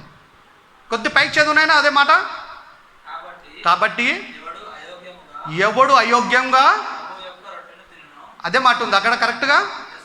ప్రభు ఒక రొట్టె తినునో లేక ఆయన పాత్రలోనిది తాగునో వాడు ప్రభు ఒక శరీరమును గురించియు రక్తము గురించియు అపరాధి అగును. మళ్ళీ ఎలా తీసుకోవాలా? కాబట్టి ప్రతి మనుషుడు తాను పరీక్షించుకోవాలా. ఎవరినో పరీక్షించటం కాదు, టెస్ట్ చేయటం కాదు కదా. మనమే పరిశోధించుకోవాలా, పరీక్షించుకోవాలా, రీసెర్చ్ చేసుకోవాలా. నేను ఎలాంటి దాన్ని నిజంగా వాక్య ప్రకారం ఉంటున్నా. ప్రతి మనుషుడు తను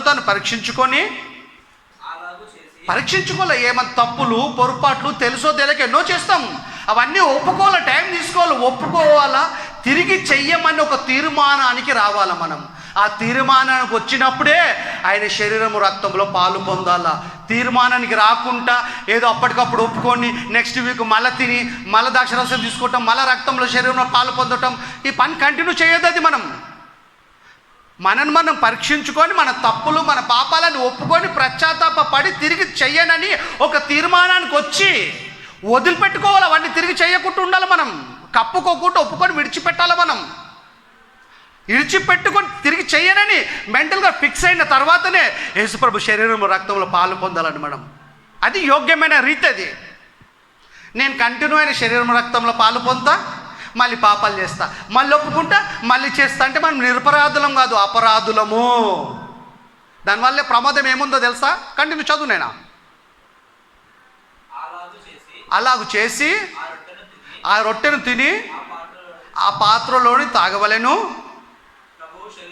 ప్రభు శరీరం అని రొట్టె అనుకోవద్దు. ప్రభు శరీరాన్ని తింటున్నా నేను, ప్రభు రక్తమే తాగుతున్నా నేను అనుకోవాలి. ద్రాక్షరసం అనుకోకూడదు మనం.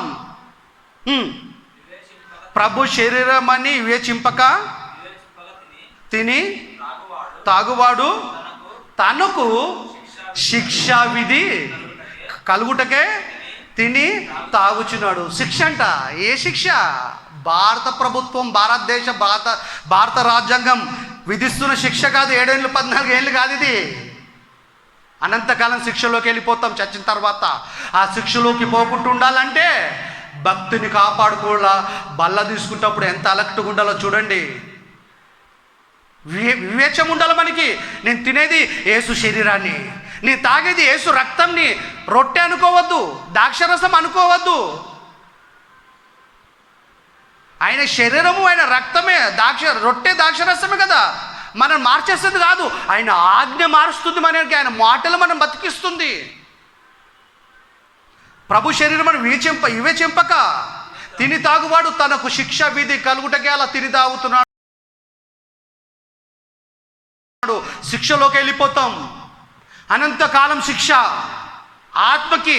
ఆ శిక్షలోకి పోకుండా ఉండాలంటే మనను మనం పరీక్షించుకొని మన అన్ని ఒప్పుకొని విడిచిపెట్టి ఎవరితోనూ ఒప్పుకోవాల్సిన పని లేదు. నోరు తెలిసి అందరికి వినపడ్డట్టు ఒప్పుకోవాల్సిన పని లేదు. నీ హృదయంలో ఒంటరిగా ప్రతిరోజు ఒప్పుకోవాలి మనం. ఆ ప్రతిరోజులు ఆదివారం కూడా ఉంది, ఒప్పుకొని తిరిగి చేయకుండా ప్రయత్నం చేయాలి మనం. అన్నీ ఒప్పుకున్న తర్వాత తిరిగి చేయనని ఒక నిర్ణయానికి వచ్చి అప్పుడు యేసు శరీరాన్ని రక్తంలో పాలు పొందాల. అది యోగ్యమైన రీతిగా పాలు పొందుతేనే బెటర్ మనకి. లేకపోతే శిక్ష విధిలోకి వెళ్ళిపోతాం. వివేచన లేకుండా తీసుకుంటే, అయోగ్యంగా తీసుకుంటే, ఇందువలన వివేచింపకుండా తీసుకుంటే, ఇందువలన మీలో అనేకులు బలహీనులైపోయారు. ఫిజికల్గా బాగానే ఉన్నారు, స్పిరిచువల్గా బాగలేరు, బలంగా లేరు. అపవాది పక్కపోటు పోతేనే పడిపోతుర్రు, స్ట్రాంగ్గా లేరు. కారణం ఏంటి? మీరు వాక్య ప్రకారం బతకట్లేదు. ప్రభులో ఉన్నామనుకొని మీకు మీరే తృప్తి పడుతుర్రు. మీరు నాలో లేరు. భక్తిలో యాక్టివేట్ కాలే, మీరు లోకంలో యాక్టివేట్ అయిపోయారు, మీ పనులలో యాక్టివేట్ అయిపోయారు. నా పనులో యాక్టివేట్ కాలే, నా పరిస్థితి దాటిపోయారు. మీరు అవుట్ సైడ్లో ఉన్నారు మీరు. దాని అర్థం అదే. కొద్ది పైకి చదివినా, ప్రభు శరీరమని వివేచింపక తిని తాగువాడు తనకు శిక్షా విధి కలుగుటకై తిని తాగుచున్నాడు. ఏంది? రొట్టె కదా నేను తీసుకుని, ద్రాక్షరసం కదా అనుకుంటున్నాడు. ప్రభు ఒక శరీరం అనే వివేచన లేదు, ప్రభు రక్తం అనే వివేచన లేదు. ప్రపంచ ప్రజలందరి కోసమైన ప్రాణాన్ని పెట్టాడు. ఆయన శరీరం నలగొట్టబడింది, ఆయన రక్తం చిందించబడింది. అందుకే నాకు పాప క్షమాపణ కలుగుతుంది అనే ఆలోచన లేకుండా, వివేచన లేకుండా తీసుకుంటున్నాడు కనుక శిక్ష విధి. చూడండి, శిక్ష విధిలోకి వెళ్ళిపోతున్నాం. ఎన్ని మాటలు రాయించాడండి దేవుడు మనకు. రోజు బైబిల్ చదివితే కదా ఇవన్నీ మనకి ఎక్కేది.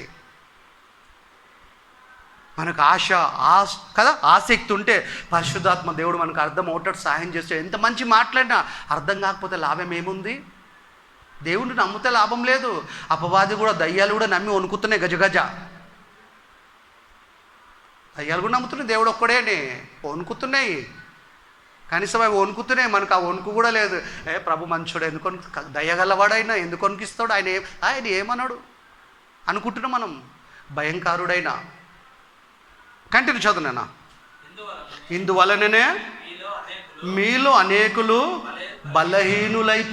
బలహీనులయ్యారు. ఇవే చెంపక తీసుకుంటున్నారు. మీరు ఏదో రొట్టె అనుకుంటుర్రు, ఏదో ద్రాక్షరసం అనుకుంటుర్రు. ప్రభు శరీరం అని ఆలోచన లేదు మీకు.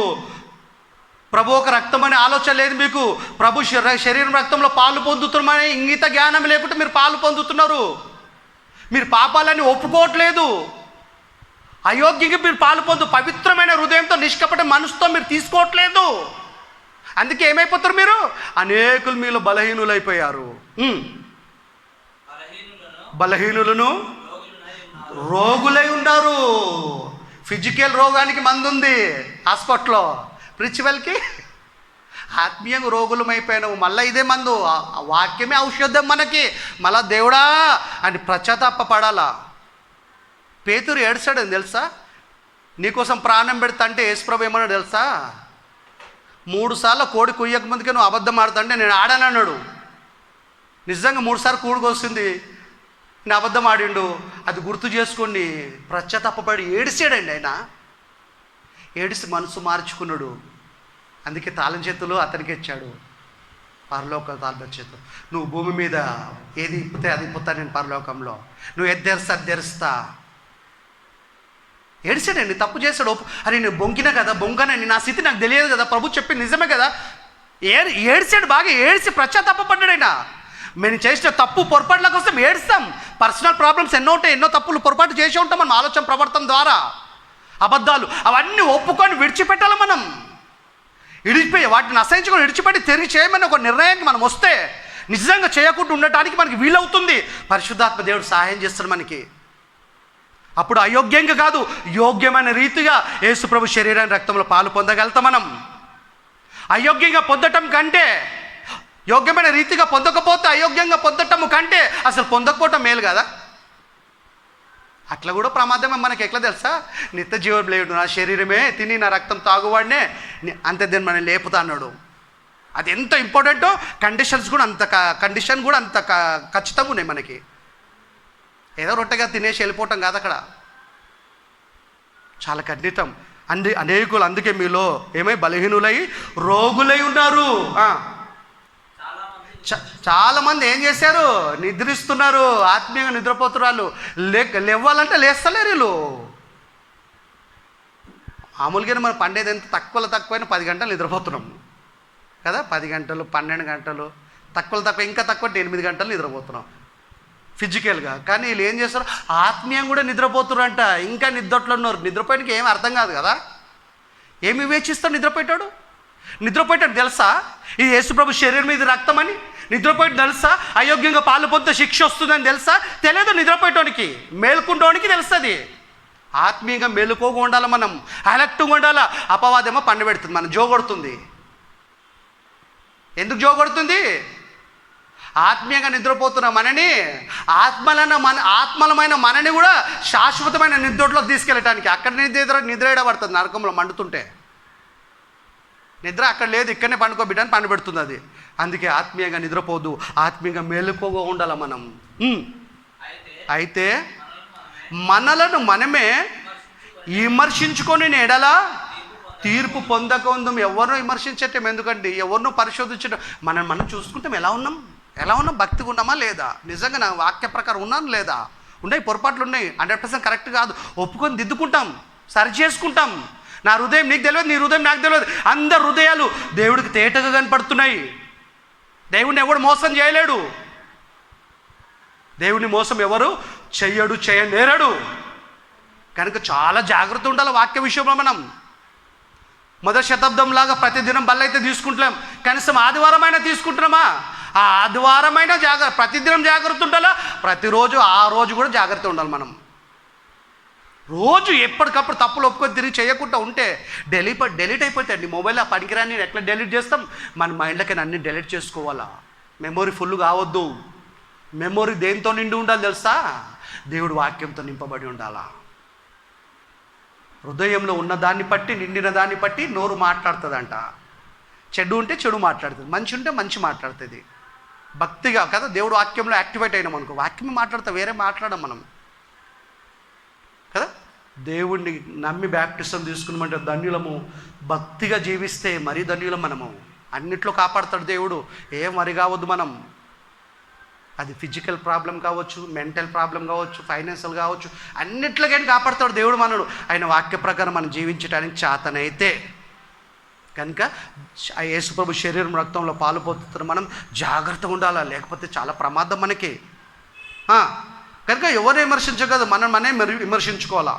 1 కొరింథీయులు 9:16 దానికంటే ముందు ఒక్కసారి నాన్న పేతురు రాసిన మొదటి పత్రిక 2:9.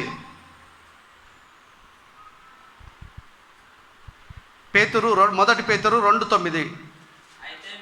అయితే మీరు, ఆ రోజు వాళ్ళు, ఈరోజు మనము, మన తర్వాత వాళ్ళందరూ. అయితే మీరు చీకటిలో నుండి ఆశ్చర్యకరమైన తన వెలుగులోనికి నీతి అనే వెలుగది. పాపం అనే చీకట్లకని నీతి అనే వెలుగులోకి వచ్చేస్తాం. ఎప్పుడు? బ్యాప్టిజం ద్వారా. తన వెలుగులోనికి మిమ్మల్ని పిలిచిన వాణ్ణి గుణాతిశయములు ప్రచురం చేయు నిమిత్తము ఏర్పరచబడిన వంశమును, రాజులైన యాజక సమూహము, దేవుని సొత్తైన ప్రజలు. ఎవరు మన ప్రాపర్టీ? దేవుడి ప్రాపర్టీ. మన ప్రాపర్టీ మీద ఎవడం చేయేస్తా ఊకుంటామా? ఊకం అస్సలు. దేవుడు ప్రాపర్టీ మన మీద చేయేస్తే దేవుడు ఊరుకుంటాడా? ఊరుకోడు. ఎప్పుడు ఊరుకోడు? నువ్వు భక్తులు యాక్టివేట్ అయితే నువ్వు ఊరుకోడు. కొన్నిసార్లు తెలుసా మీకు, ఇశ్రాయేల్ ప్రజలు సరిగ్గా లేనప్పుడు శత్రువులకు ఆయన హ్యాండ్ ఓవర్ చేశాడు. తర్వాత పశ్చాత్తాపడి మళ్ళీ అయ్యా మొరబెట్టుకుర్రు, మళ్ళీ అప్పుడు కాపాడాడు. మళ్ళా దేవుని తత్వం అది, దేవుని తత్వం. దేవుని సొత్తు ప్రజలు మనం. ఆయన గుణాతిశయములు ప్రచురించాలా, క్రీస్తు కోసం ప్రకటించాలా, దేవుడి కోసం ప్రకటించాలా, నిత్య జీవితం కోసం ప్రకటించాలా, పరలోకం కోసం ప్రకటించాలా, యేసుక్రీస్తు మరణం సమాధి పునరుద్ధానం కోసం సువార్తను ప్రకటించాలా, ఆత్మీయంగా ఎలా బ్రతకాలో మనం ప్రకటించాలా. మనం బ్రతుకుతూ ఆయన గుణాతిశయం ప్రచురం చేయాలి మనం. అందుకే దేవుడు మనను చీకట్లోకి తన ఆశ్చర్యకర వెలుగులోనికి ఎందుకు పిలిచాడు? బ్యాప్టిజం ద్వారా మనని వాక్యం ద్వారా పిలిచి బ్యాప్టిజం ద్వారా మన పాపాలను కడిగేశాడు. ఎందుకో తెలుసా? ఆయనను ప్రకటించటానికి, ఆయన పని చేయటానికి. పని చేస్తేనే కదా యజమానుడు జీతం ఇస్తాడు మనకి. దేవుడు పని చేస్తేనే నిత్య జీవితం అనే జీతం వస్తుంది, పరలోకం అనే జీతం వస్తుంది మనకి. లేకపోతే రాదండి, మర్చిపోవాలా. 1 కొరింథీయులు 9:16 తరతర చూసుకుంటాం మనం. నేను పౌలు చెప్తున్నాడు కూడా, మళ్ళీ కొరింథీయులకు చెప్తుండు, నేను సువార్తను ప్రకటించుచున్నా, నాకు అతిశయము లేదు, అతిశయకారణం లేదు. సువార్తను ప్రకటింపవలసిన బాధ్యత, భారము నా మీద మోపబడి ఉన్నది. సువార్త ప్రకటించాల్సిన భారము నా మీద మోపబడి ఉన్నది. ఎవరి మీద? పౌలు మీద కాదు. చీకట్లోకి వెళ్ళి తన ఆశ్చర్యకర వెలుగులోనికి పిలిచిన వాడిని గుణాతిశయం ప్రచురం చేయు నిమిత్తము మనను రాజులైన యాజక సమూహంని దేవుని సొత్తను ప్రజలు చేసుకున్నాడు కనుక నమ్మి బ్యాప్టిజం తీసుకున్న వాళ్ళందరి మీద ఈ భారం మోపబడి ఉంది. ఏ భారము? సువార్త ప్రకటించాల్సిన భారం. ఎట్లా మన కుటుంబాలను వదిలిపెట్టి పోలేం కదా. డైలీ వీక్లీ 1 టైం అయినా మనం పార్టిసిపేట్ చేయాలా? లేకపోతే సేవకుడు సంఘ కాపరి సేవలో కంటిన్యూ ఉంటున్నాడు కనుక, ఆయన ఫుల్ టైం ఉంటున్నాడు కనుక విశ్వాసులుగా మీరు మీ కష్టార్జితాన్ని సాయం చేయండి. అతనికి పైసలు మాత్రమే కాదు, మీరు కూడా సపోర్ట్ చేయండి. ఎప్పుడు మన పనులైనా ఆయన పని కూడా, సువార్త పని కూడా చేస్తాం మనం. సువార్త పని కూడా చేస్తాం. ప్రత్యక్షంగా సేవ చేయాలా, పరోక్షంగా చేయాలా. పరోక్షంగా అంటే సేవకుడికి సపోర్ట్ చేయటం. మనం భక్తిగా ఉంటూ చేయాలా, భక్తిగా లేకుండా చేయటం కాదు. సువార్తను ప్రకటించాల్సిన భారం నా మీద మోపబడి ఉంది. అయ్యో నేను సువార్తను ప్రకటింపకపోయిన ఎడల నాకు శ్రమ. 14 పత్రికలు రాసిన పౌలే అంటున్న మాట అంటే వాక్యం అర్థమైంది ఆయనకి, మరి కాలే. భయమైంది ఆయనకి, అమ్మో నాకు శ్రమ అంటున్నాడు. మనము డోంట్ వరీ, దేవుడు మంచోడు, మంచివాడు దేవుడు అనుకుంటున్నాం మనం. మంచివాడే, ఖచ్చితమైన న్యాయాధిపతి. పెట్టేవాడికి శిక్షించే హక్కు ఉంటుందంట, కాపాడటానికి కదా శిక్షించే హక్కు కూడా ఉంటుంది.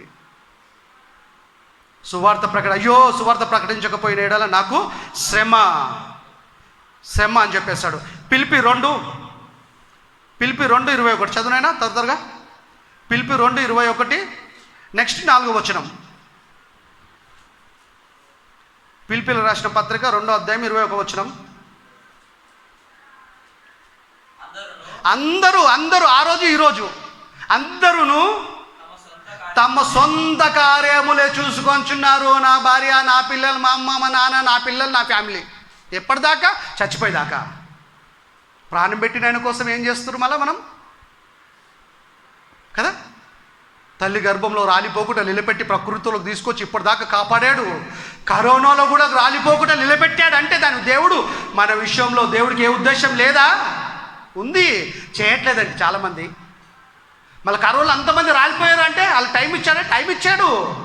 టైం ఇచ్చినా మారలేదు, తీసేసాడు. మనకు టైం ఇస్తుండు, ఎప్పటిదాకా తెలియదు. మనం మాట వినకపోతే మనం తీసేస్తాడు. ఇక్కడ ఉండము, అక్కడ పరలోకంలో ఉండము. ఇంకా అందుకే ఇంత చాలా జాగ్రత్తగా కాపాడుకోవాలి మనం మన భక్తిని. అందరూ 21 వచనం నైనా. ఫిలిప్పీ 2:21 అందరూ తమ సొంత కార్యములే చూసుకొనుచున్నారు కానీ యేసుక్రీస్తు కార్యము చూడరు. అందరు సొంత కార్యాలే, అందరు సొంత కార్యాలే. నిద్ర లేచినప్పుడు నిద్రపోయేంత వరకు సొంత కార్యాలే. ఎవరి నమ్మకాయని ముసలోళ్ళు అయిపోయి అంతవరకు సొంత కార్యాలే. దేవుడి కార్యం ఎప్పుడు చేస్తావు బిడ్డ? యేసు శరీరంలో రక్తంలో పాలు పొందుతున్నావు కదా, ఆయన పని చేయవా? పరలోకం వద్దా? నిత్య జీవితం వద్దా? నిత్యం బ్రతకడం నీకు ఇష్టం లేదా? ఇది శాశ్వతం అనుకుంటున్నావా? పోతుంది. మనం చూస్తున్న విశ్వం ఉండదు, అయిపోతుంది. యేసు రాకడలో క్లోజ్ విశ్వం. తెలుస్తలేదు ఇంకాలకి. అందరు సొంత కార్యాలే. వాక్యం తెలియని వారంటే అమాయకత్వం. తెలిసి కూడా చేస్తున్నామంటే క్రైస్తవులది మూర్ఖత్వం. దేవుడికి వ్యతిరేకంగా బతుకుతున్న వాళ్ళు క్రైస్తవులు అయితే మూర్ఖత్వం, అందరు కాదు. మూర్ఖత్వం. అందరు సొంత కార్యాలే చూసుకుంటున్నారు, క్రీస్తు కార్యాలు చూడరు. 4వ వచనం చదువునేనా?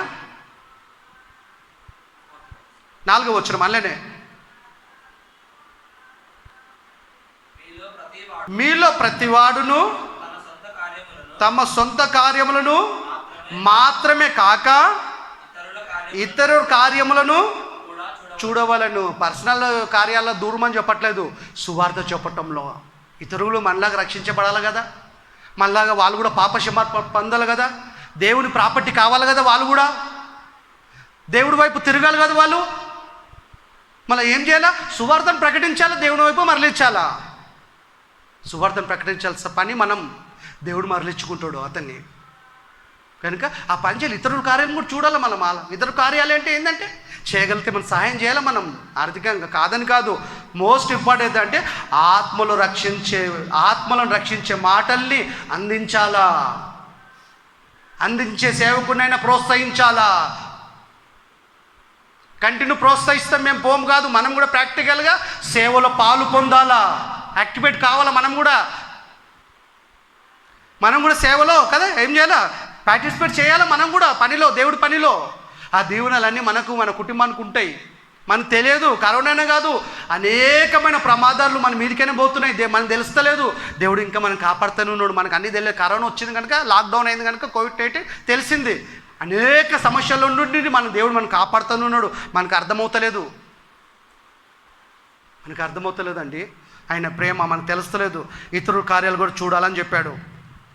తిమోతి రాసిన పత్రిక 4వ అధ్యాయం 11వ వచనం ఎండింగ్కి వచ్చేస్తే మనము 1 తిమోతి 4:11 పౌలు చెప్తున్నాడు తిమోతికి, తన ఆత్మీయ కుమారుడు చెప్తున్నాడు. ఏమని చెప్తున్నాడు అంటే, యవ్వనస్తులు ఎట్లుండాలో అంటే ముసలోళ్ళు ఎట్లయినా ఉండొచ్చు అని కాదు దాని అర్థం. అందరూ తిమోతి రాసిన 1 పత్రిక 4:11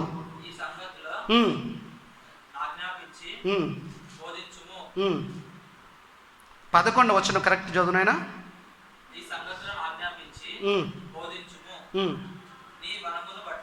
నీ యవ్వనమును బట్టి. నీ యవ్వనం అంటే ఏజ్, యంగ్లో ఉన్నాం ఇప్పుడు మనం. అంటే యంగ్లో ఉన్నప్పుడు టెంప్ట్ కాకుండా ఉండాలా, భక్తిగా ఉండాలా, క్యారెక్టర్ని కాపాడుకోవాలా. క్రైస్తవులము చూడండి, నిన్ను నన్ను ఎవ్వరు చూడకపోవచ్చు, దేవుడు చూస్తుండు. నీ యవ్వనమును బట్టి ఎవడు నిన్ను తృణీకరింపనీయకండి. నీ యవ్వనాన్ని కాపాడుకో. ఓ తిమోతి ఆత్మీయ కుమారుడా, ఎవ్వరు నీ యవ్వనాన్ని బట్టి నువ్వు తృణీకరియకుండా నువ్వు జాగ్రత్తగా ప్రవర్తించు. నీ నడవడిక, నీ క్యారెక్టర్ బాగుండాలా అని చెప్తున్నాడు. ఆ రోజు ఆయనకి, ఈరోజు మనకి, ఆ రోజు సంఘానికి. ఎవరిని తృణీకరింపనీయకుడి, కానీ మాటలో జాగ్రత్త మాట్లాడాలా. అనవసరమైన మాటలు మాట్లాడొద్దు. ట్రెండ్ మారిందంటే మన లైఫ్ మారిపోతుంది కదా. మాటలోను, ప్రవర్తనలోను, ప్రేమలోను, విశ్వాసంలోను, పవిత్రతలోను, విశ్వాసులకు మాదిరిగా ఉండుము. ఎగ్జాంపుల్గా ఉండుము, మోడల్గా ఉండుము. దేవుడికి దగ్గరైతే కుమారుడా అలా ఉండాలి. నువ్వు అలా ఉండే నువ్వు వాక్యాన్ని ప్రకటించాలా. అలా లేకుండా వాక్యం ప్రకటిస్తే మనని బట్టి, మిమ్మల్ని బట్టి దేవుని నామం దూషించబడుతుంది. ఆయన నామానికి మహిమ రావాలా, ఘనత రావాలా.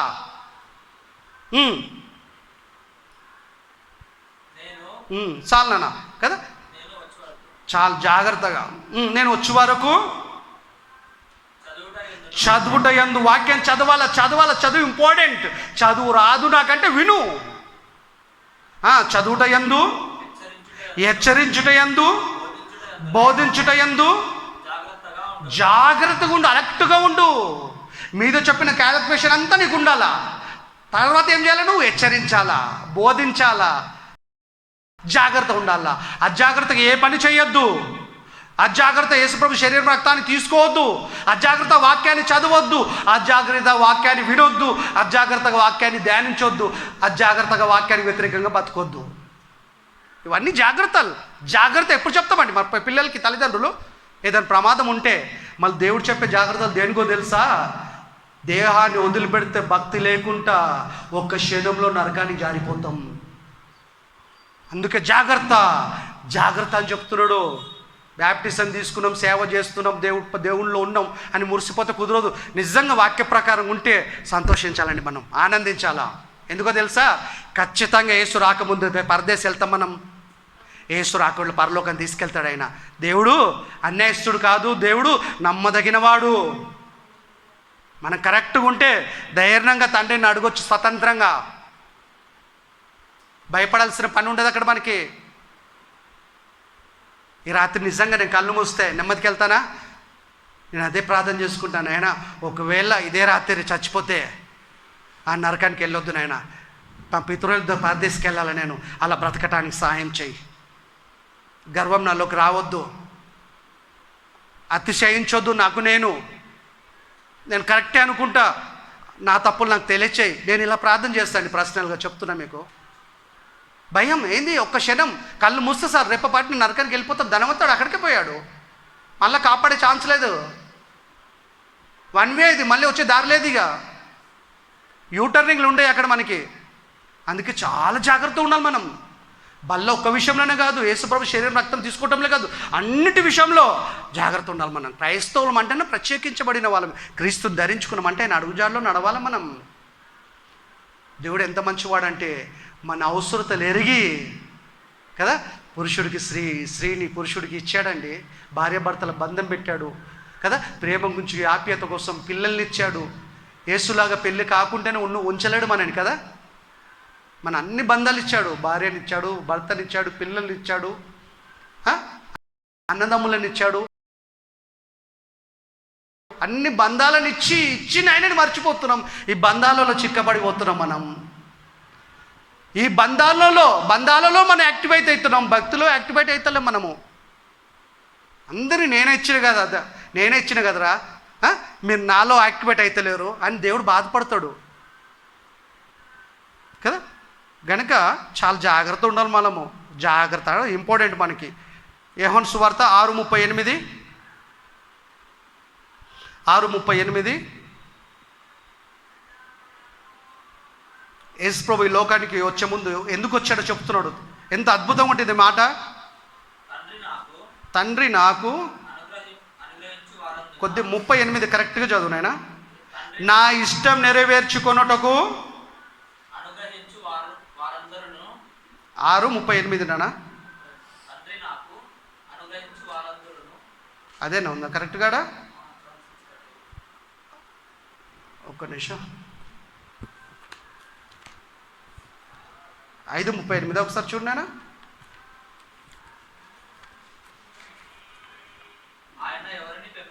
ఒక నిమిషం.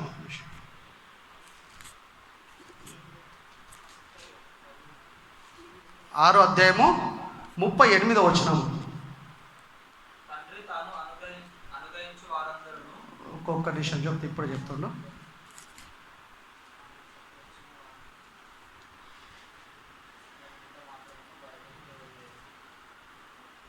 38 కరెక్ట్ ఉంది నాన్న, నువ్వు పొరపాటు చదివావు. 6:38 నా ఇష్టము నెరవేర్చుకొనుటకు నేను రాలేదు, నన్ను పంపిన వాని చిత్తము నెరవేర్చుటకే పరలోకం నుండి దిగి వచ్చి తిని. 38 నానా, అందులో డిఫరెంట్ ఉంటుంది మొబైల్ కదా. నా ఇష్టం నెరవేర్చుకొనుటకు నేను రాలేదు, నన్ను పంపిన వాణ్ణి ఇష్టం నెరవేర్చుటకే పరలోకం నుండి దిగి వచ్చా. మనం ఎందుకు వచ్చాము? ఆయన ఇష్టం చేయటానికే. ఆయన ఇష్టం ఏంది? 99 నీతిమంతుల కంటే ఒక పాపి విషయమే పరలోకంలో ఎక్కువగా సంతోషం. ఎంత మంచి మాట చూడి మాట. నా ఇష్టం నెరవేర్చుకొనుటకు నేను రాలేదు, నన్ను పంపిన వాని చిత్తం నెరవేర్చుటకే పరలోకం నుండి దిగి వచ్చి తిని. అందుకే వచ్చా నేను పుట్టినవాడని కాదు, వచ్చినవాడను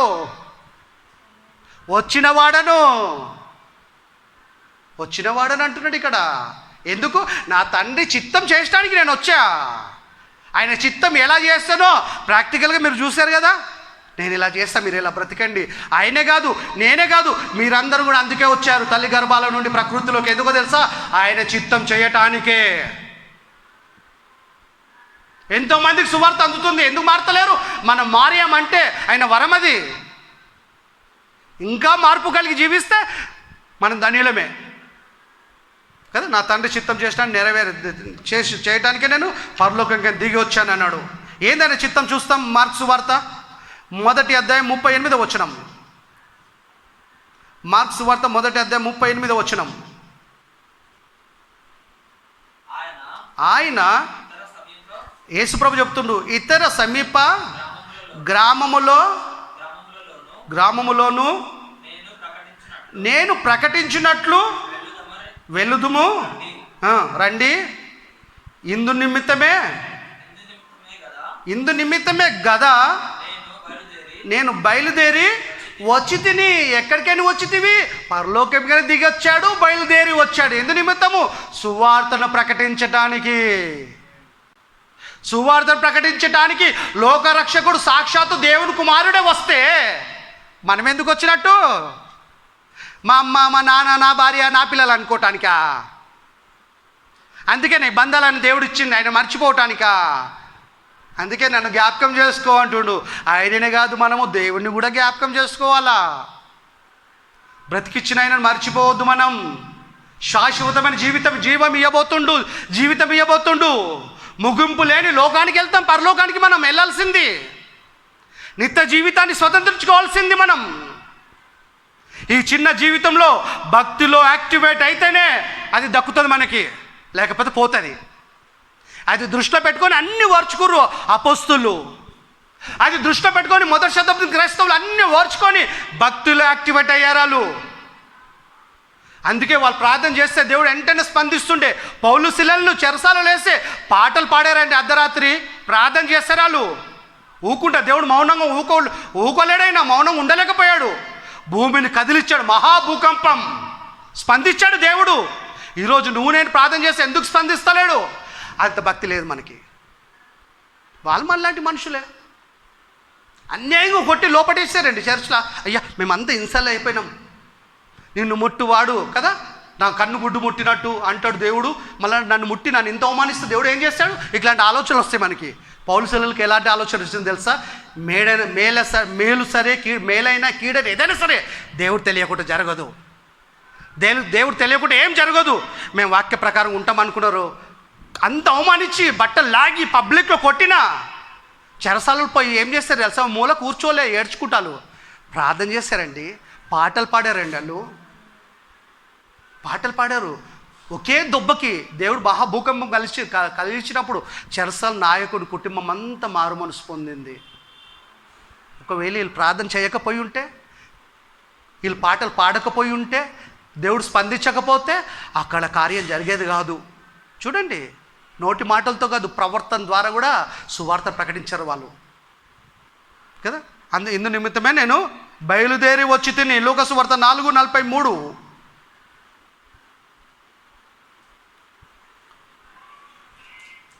చివరిగా 2 వచనాలు ఉన్నాయి. లూకా సువార్త 4:43. ఫిలిప్పి 4:14 కూడా ఎవరు రెడీ ఉండండి అమ్మా. ఆయన నేను ఇతర పట్టణములో దేవుని రాజ్య సువార్తను ప్రకటింపవలెను. ఇందు నిమిత్తమే నేను పంపబడి తిని, ఇందు నిమిత్తమే నేను పంపబడి తిని. ఎవరు చెప్తారు? అపోస్తులు కాదు చెప్పేది, ఓ మనిషి కాదు, సాక్షాత్తు దేవుని కుమారుడు ఏమంటుడు? ఇందు నిమిత్తమే నేను పంపబడి తిని, ఇతర పట్టణంలో దేవుడి రాజ్య సువార్తను ప్రకటించాల, దేవుని రాజ్యంలోనికి మనుషుల్ని ఆహ్వానించే వార్తను అందించాలా. అందుకే నేను వచ్చా, అందుకే మనం వచ్చాం. అందుకే తల్లి గర్భాలుండి ప్రకృతిలోనికి వచ్చి రాలిపోకుండా నిలబడ్డామంటే ఈ పని చెయ్యటానికే, ఈ పని చేయటానికే అండి, పని చేయటానికే. అందరికీ వీలు కాదు కనుక ఫుల్ టైము మన పనులు మనం చేసుకుంటూ వీలైనప్పుడంతా వీలు చేసుకొని సువార్తలో మనం పార్టిసిపేట్ చేయాలా. అంతలోపు మన కష్ట జీవితాంతో కాపరిని ప్రోత్సహించాలా. మనం ఏ సంఘానికి వెళ్తే ఆ కాపరిని ప్రోత్సహించాలా. సువార్తలో మనం కూడా పాలు పొందిన, అది నా సొంత మాట కాదు, నా ఉద్దేశం చెప్తున్న మాట కాదు. అది బైబిల్లోనే ఒకటే ఒక వచనం చూసుకుంటాం. నేను ఇంత చెప్పి అది చెప్పకపోతే ఎలా ఉంటుంది? ఫిలిప్పీయులకు రాసిన పత్రిక 4:14. మీరు 10వ వచనంకి చదివితే బాగుంటుంది, నేను 14 చదువుతున్నా. ఫిలిప్పీ 4:14. సేవకుడికి ఉన్న ఇబ్బందులు ఏంటో చెప్తున్నాడు ఆయన. నా శ్రమలో ఏంది? భార్య పిల్లలు లేరు ఆయనకి, మ్యారేజ్ కాలేదు పౌల్కి, వ్యక్తిగతంగా శ్రమలు కావు ఆయనకి. ఆ శ్రమలో ఏదో వీళ్ళు పార్టిసిపేట్ చేస్తున్నట్టు సాయం చేస్తున్నట్టు కాదు ఇది. ఏ శ్రమ, ఏ పనిలో ఉన్నాడు, ఏ పనిలో శ్రమ పడుతున్నాడు? దేవుడి పనిలో ఉన్నాడు ఈయన. నా శ్రమలో, ఫిలిప్పీ 4:14. మళ్ళీ చదువునైనా. అయినను నా శ్రమలో మీరు పాలు పుచ్చుకున్నది మంచి పని. మంచి పని ఏ పని? నా శ్రమలో మీరు పాలు పొందుతున్నారు కనుక మంచి పని, మీరు పార్టిసిపేట్ చేస్తున్నారు కనుక మంచి పని. ఫిలిప్పీయులారా ఏ పని, ఏ శ్రమ?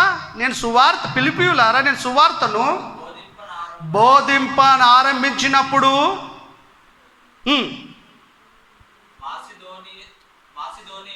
మాసిదోనియలోను నుండి వచ్చినప్పుడు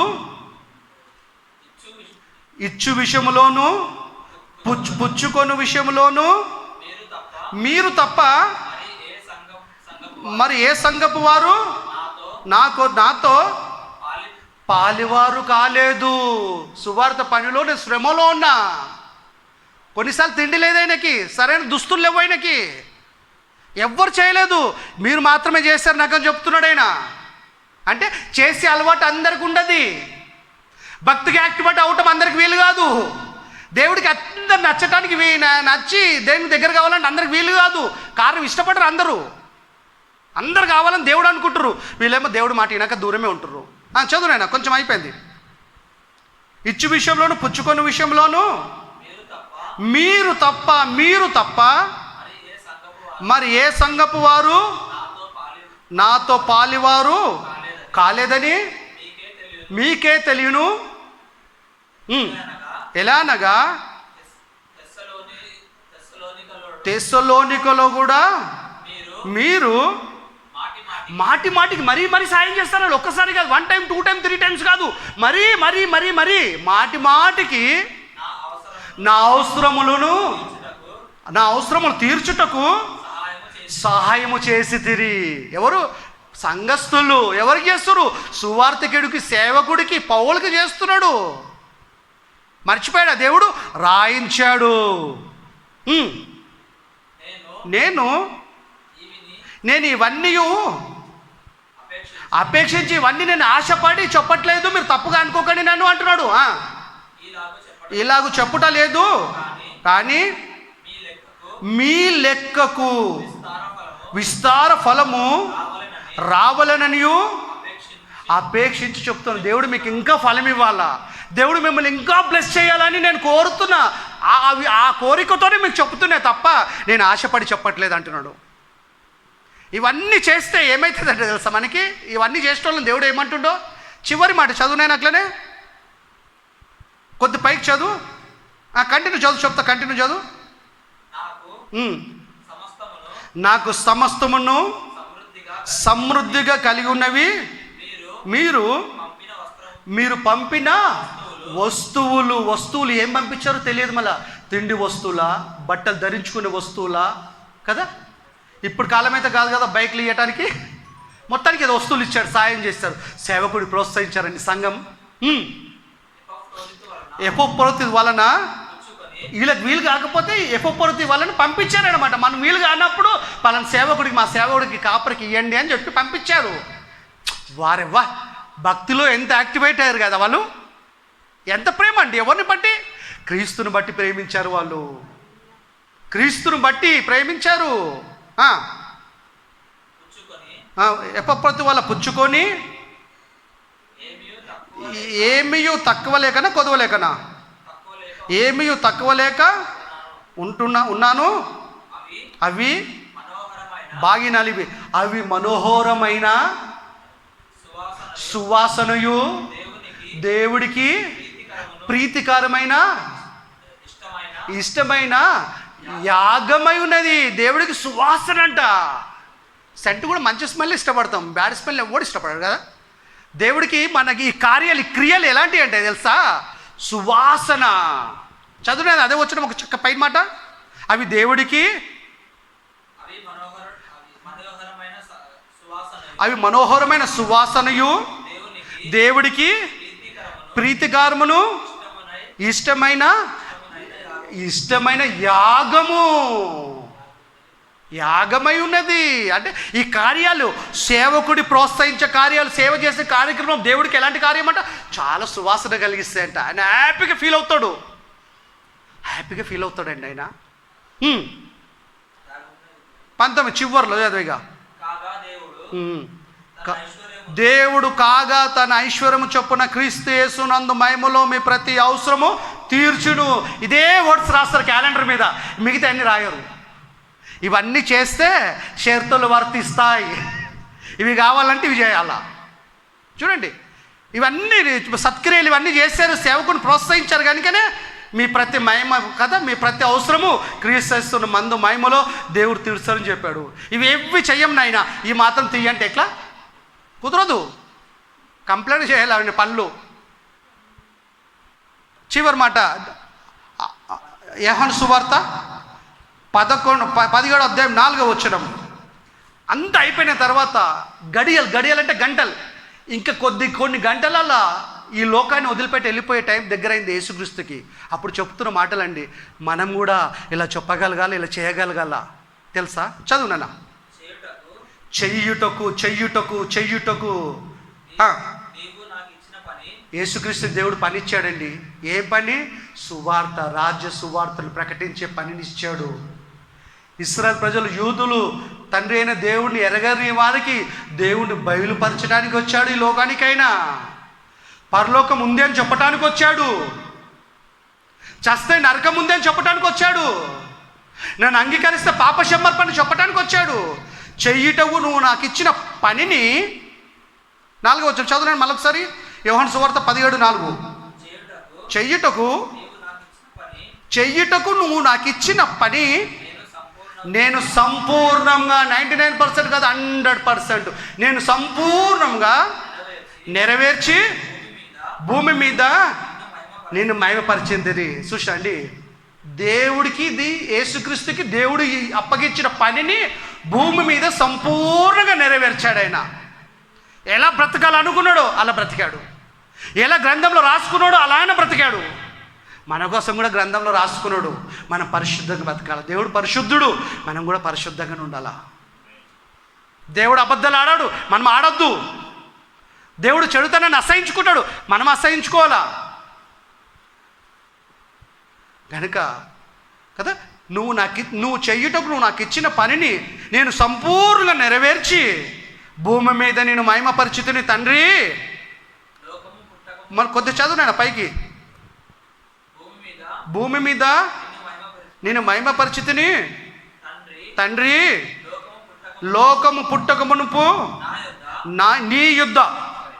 నీ యుద్ధ నాకు ఏ మహిమ ఉండెనో ఆ మహిమతోని ఇప్పుడు నీ యుద్ధ నన్ను మహిమపరచు. దేవునితో సమానం కూడా విడిచిపెట్టకూడదు భాగ్యమని ఎంచుకోకుంటే ఈ లోకానికి వచ్చేసాడు. పిలిపి 2:5 ఉంటుంది కదా, 2:9. అదే అంటున్నాడు, లోకము పుట్టక మునుపు నీ యుద్ధం నాకు ఏ మహిమ ఉండనో అదే మహిమతో ఇప్పుడు నీ యుద్ధం నన్ను మహిమపరచు. నేను కంప్లీట్గా నీ ఇష్టాన్ని చేశా, నా మహిమ నాకు ఇచ్చే తండ్రి దయచేసి. నా మహిమ నాకు ఇచ్చే. నేను మళ్ళీ వచ్చేస్తున్నా, నా టైం దగ్గర పడ్డది. మొదటి వచనం చదివితే మీకు తెలుస్తుంది. ఆయన వెళ్ళే టైం గడియం సమీపించినప్పుడు ఆ మాట పలుకుతాడు. ఆయన ఏం మాటనైనా 4వ వచనం ఒకసారి చదువునైనా మరొకసారి. చేయుటకు నీవు నాకు ఇచ్చిన పని నేను సంపూర్ణంగా నెరవేర్చి భూమి మీద నిన్ను మహిమపరచుతుని. దేవుడి పని చేయటమే దేవుని మహిమపరచటం, దేవుని వాక్యానుసారం బతకటమే దేవుని మహిమపరచటం, దేవుని ఆరాధించటం, దేవుని ప్రేమించటం, దేవుని పూజించటం. 2 గంటల అలవిలో ఆ ఆరాధన పాట పాడిన మాత్రమే ఆరాధించటం కాదు. అలా అని చెప్పి పాడొద్దని కాదు, కంప్లీట్ ఆరాధన కాదది. 2 గంటలు చేసే ఆరాధన కాదు దేవుడికి. జీవితకాలం దేవుడు ఆరాధింపదగిన వాడు, జీవితకాలం పూజింపబడిన వాడు, జీవితకాలం ప్రేమింపదగిన వాడు దేవుడు. కనుక జీవితకాలం ఆయన ఆరాధించాలంటే వాక్యానుసారం బ్రతకాల. చేయుటకు నువ్వు ఇచ్చిన పనిని సంపూర్ణంగా నెరవేర్చి తండ్రి భూమి మీద నేను మహిమపరిచితిని. లోకము పుట్టక మునుపు నీ యుద్ధం నాకు ఏ మహిమ ఉండేనో ఆ మహిమతో నన్ను ఇప్పుడు నీ యుద్ధ నన్ను మహిమపరచు. భూమి మీదకి మళ్ళీ వచ్చేస్తున్నాను నీ దగ్గరికి కదా. 3.5 సంవత్సరాలు తండ్రిని వదిలిపెట్టున్నాడండి. పరలోకాన్ని, ఆ వైభవాన్ని, ఆ మహిమని అన్నీ వదులుకొని మానవత్వం లేని ప్రజల మధ్యకి లోకానికి వచ్చేసాడండి. కొంతకాలం ఉండి నాశనమై లోకానికి వచ్చేసాడండి. మానవ